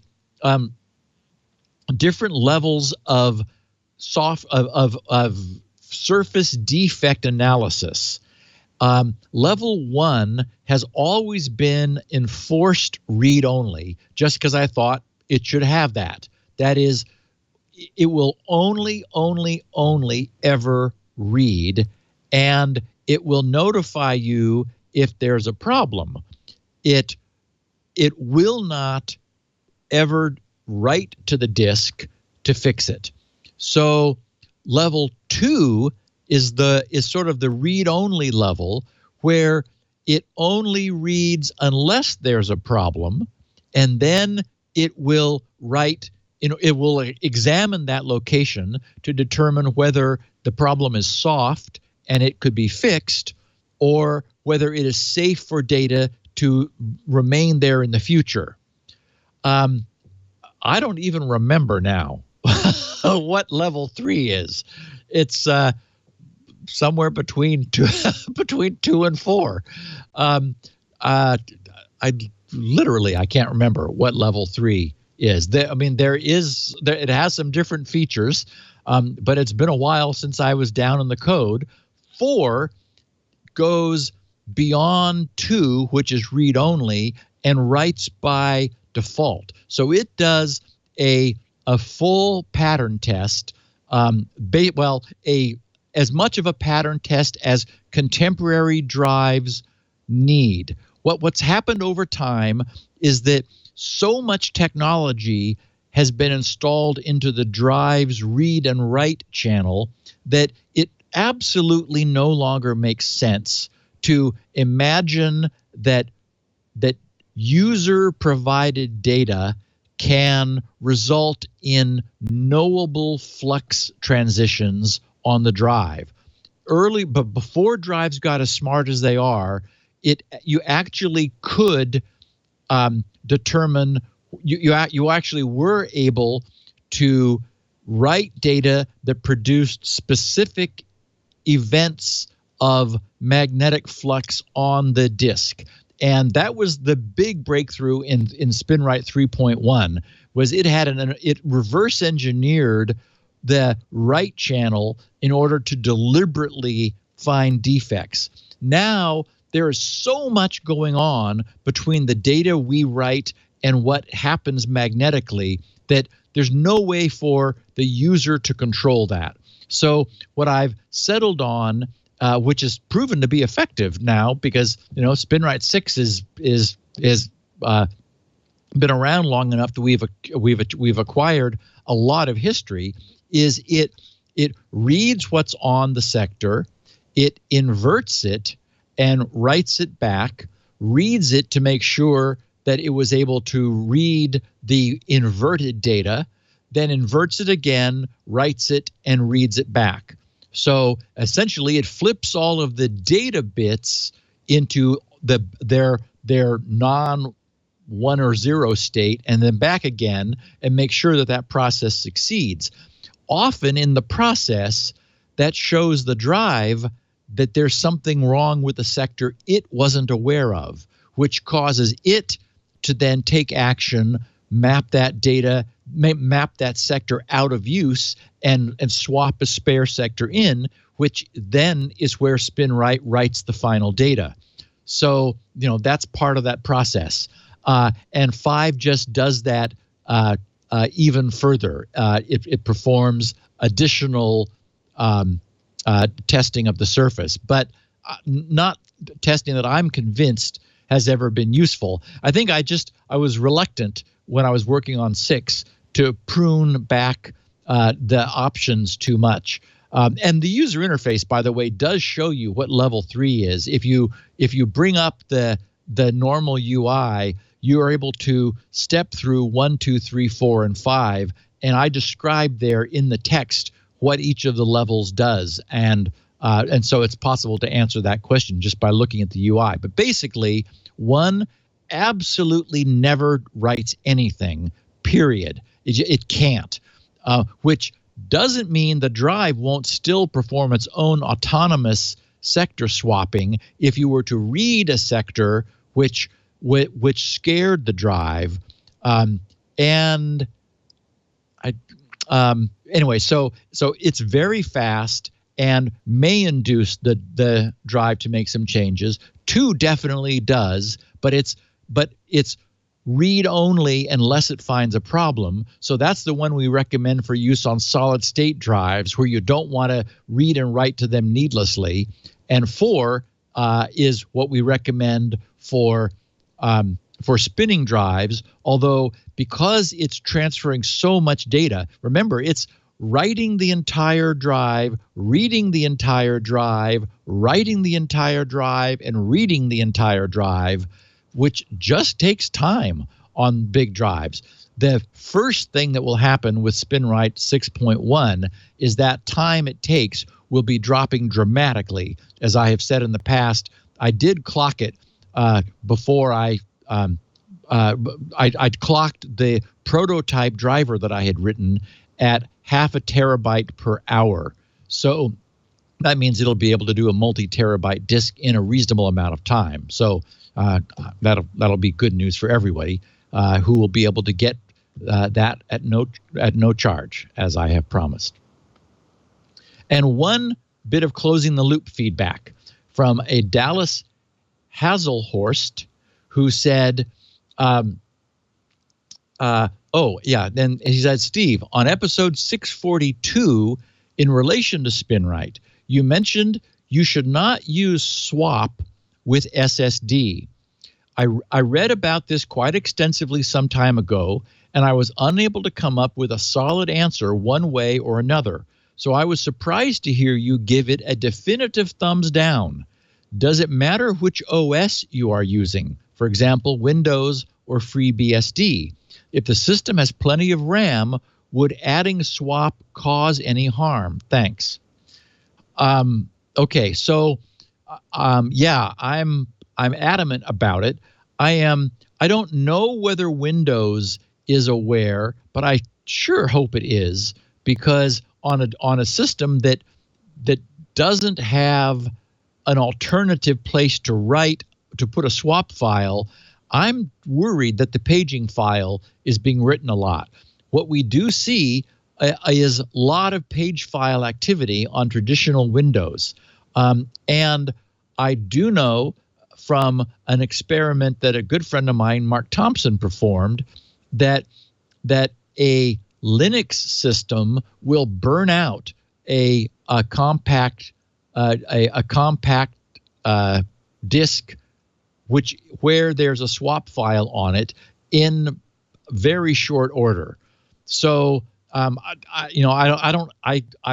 it's impossible to know whether OSs, or I should say, I don't know whether OSs are smart enough to recognize that they are swapping on an SSD and to dramatically limit that. But the problem is, at least Windows seems to swap when it has no good reason to do so, just because it can. So one of the things that I have seen done is for a RAM disk to be established. And as far as I know, even on late model Windows systems, you can still set up a RAM disk, although it's expensive because that RAM, of course, becomes unavailable to your system, but then set the swap drive there. That's something we used to do in the old days a long time ago, but in order to speed things up. But I'm just hoping that OSs are being faithful about this, because it really does needlessly write to an SSD, even when you could argue there's no need to swap when you've got a ton of RAM and you're not at max. Okay, finally, the strange story of extended random, or as I titled this podcast, the NSA's Fingerprints. Matthew Green, who is an often quoted on this podcast, Johns Hopkins University cryptographer and now professor, made some interesting observations. He said there is additional circumstantial evidence to strongly, well, actually, I'm saying it's my voice. There's additional circumstantial evidence to strongly suggest that the United States NSA, the National Security Agency, was attempting to compromise encrypted communications. As I mentioned at the top of the show, for reasons that were never clear, RSA security, the very well-known inventors of public key cryptography and publishers of a very popular cryptography package known as BSafe, were found years ago to have set as default an arguably insecure pseudo-random number generator, a so-called DRBG, deterministic random bit generator, using some elliptic curve functions whose magic numbers were never adequately explained. The magic numbers came sort of like from whole cloth, and it's like, okay, who chose those? And it was never really clear, but it looked like this came from the NIST from the NSA via the NIST as part of the standards process. But whenever you use magic numbers in something, it's moving forward, especially, there has to be evidence provided of where that number came from, why that number was specifically chosen. We didn't have that with this elliptic curve DRBG, and moreover, because it uses elliptic curve, which is an expensive algorithm in terms of time, it was the slowest of the four. There was a symmetric cipher DRBG that would have been knowably secure and faster, which RSA didn't choose to use as their default. No explanation given. And as I mentioned, Reuters also apparently, Reuters did report that RSA was apparently paid $10 million from the NSA to put that into their BSafe library. But it was sort of off in the, the whole RSA package wasn't clearly in use. No evidence of its deployment could be found. And that's what changed a couple weeks ago. The trouble with the actual exploitation or the compromise of the dual EC DRBG was that sufficient bits generated by it had to be obtained by an attacker in order to determine the internal state of the generator. So you need to see enough of its output in order to have enough leverage against it.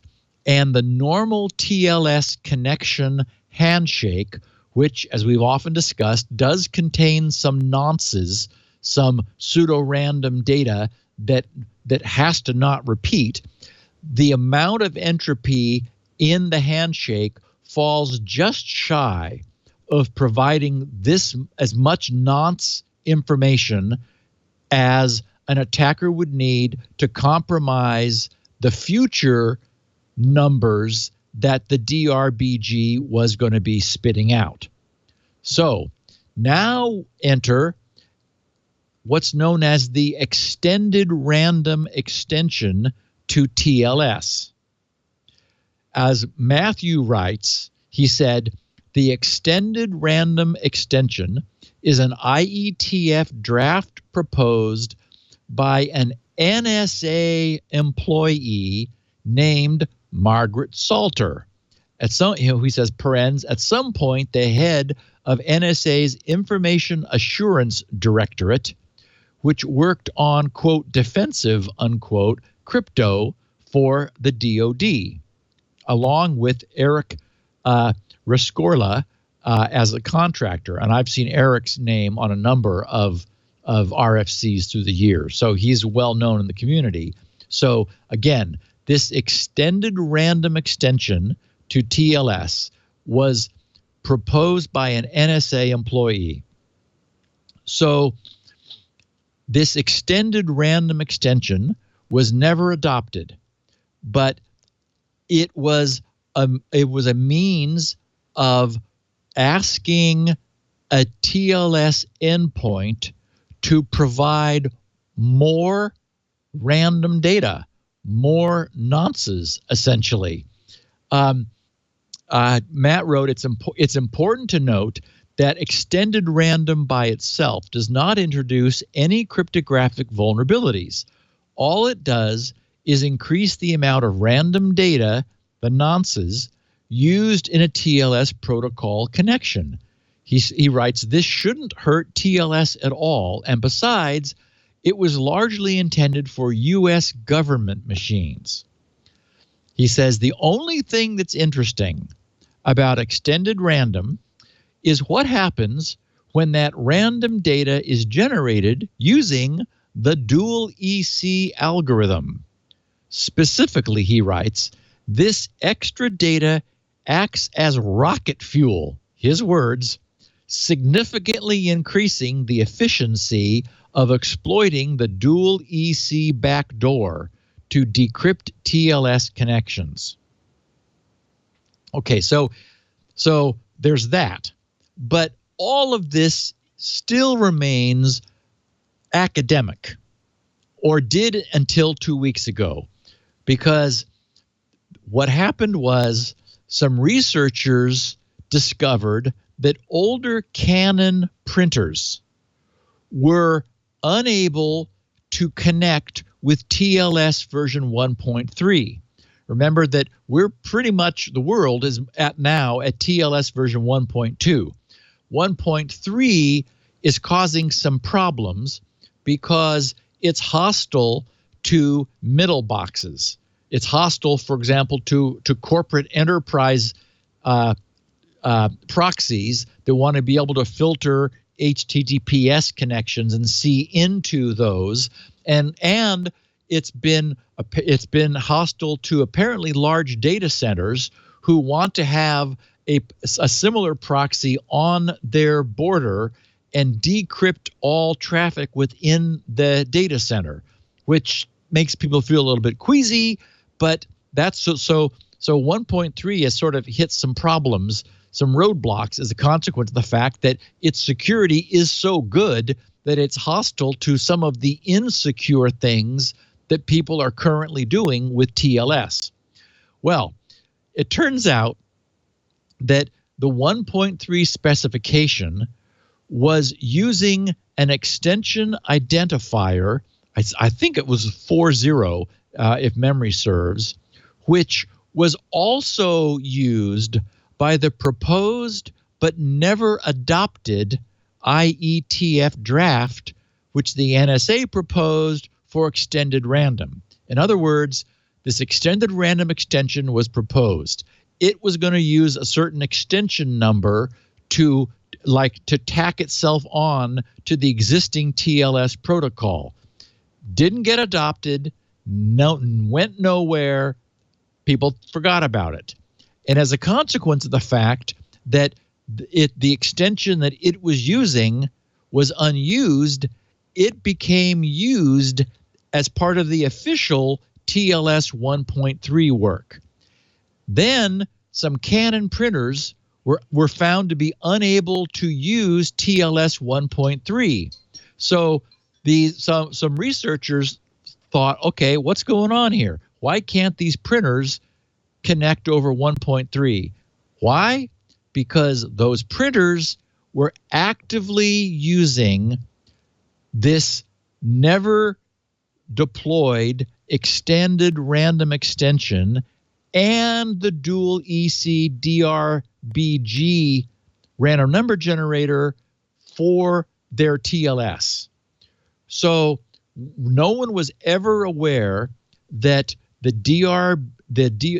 elliptic curve DRBG had actually been deployed, nor that this extended random extension had ever been used. It turns out they were both in the RSA BSafe library, and for whatever reason and for whatever history, Canon chose to use all of that, and everything was fine until, that is to say, it went undetected until TLS 1.3 reused the extension of the never adopted proposed extension from the NSA. So again, we're never going to know for sure what was going on here. But what we do know now that we did not know before is that the RSA BSafe library added the extended random extension to provide more dual EC DRG bits in the TLS handshake, which the NSA asked for. The industry never adopted and ignored, but RSA went ahead anyway and stuck it in their library, which Canon printers then used.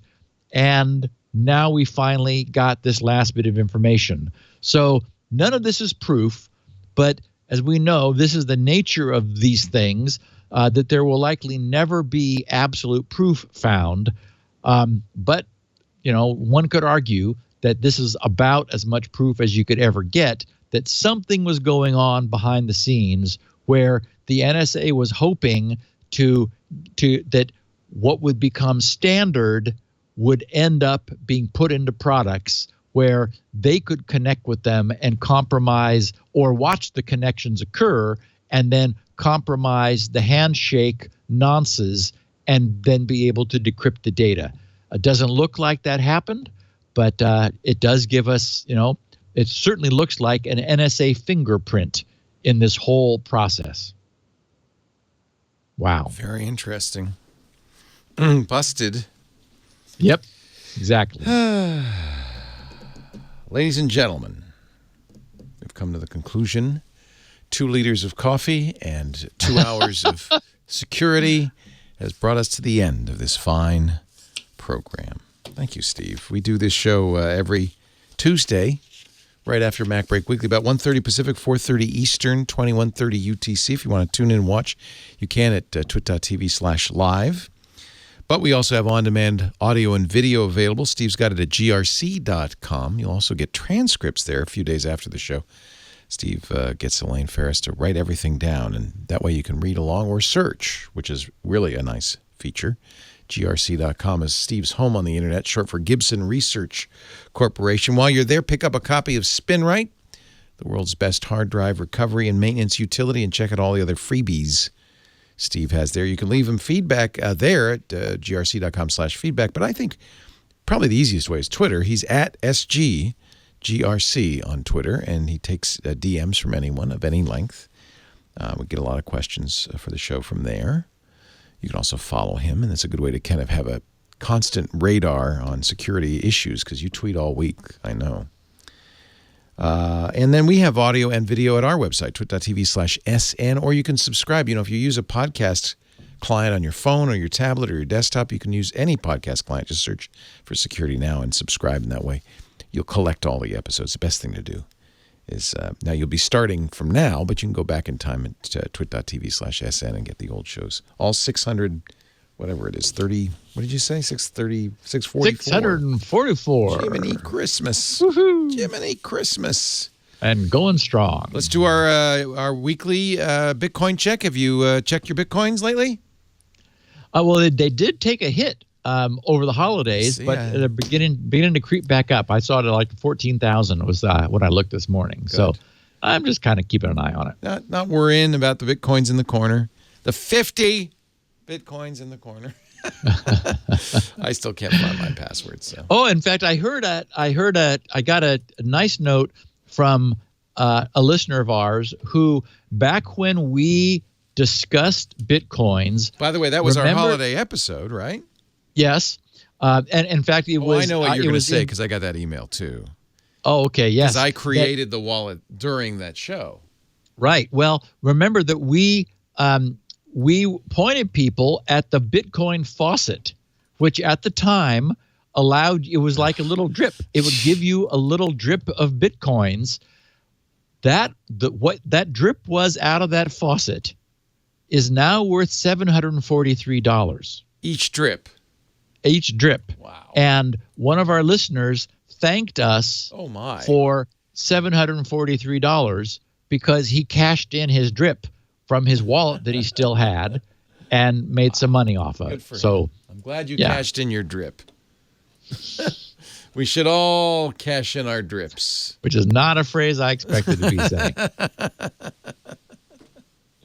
But we all learned something in that Bitcoin episode. Thank you for suggesting that as a holiday. I got a lot of nice feedback from people who were happy to see that again. So that was a good thing. And Leo, speaking of good things, I will be back next week with you. Au revoir, Steve. And we will catch everybody up on what has happened since since today. Bye. Security Now.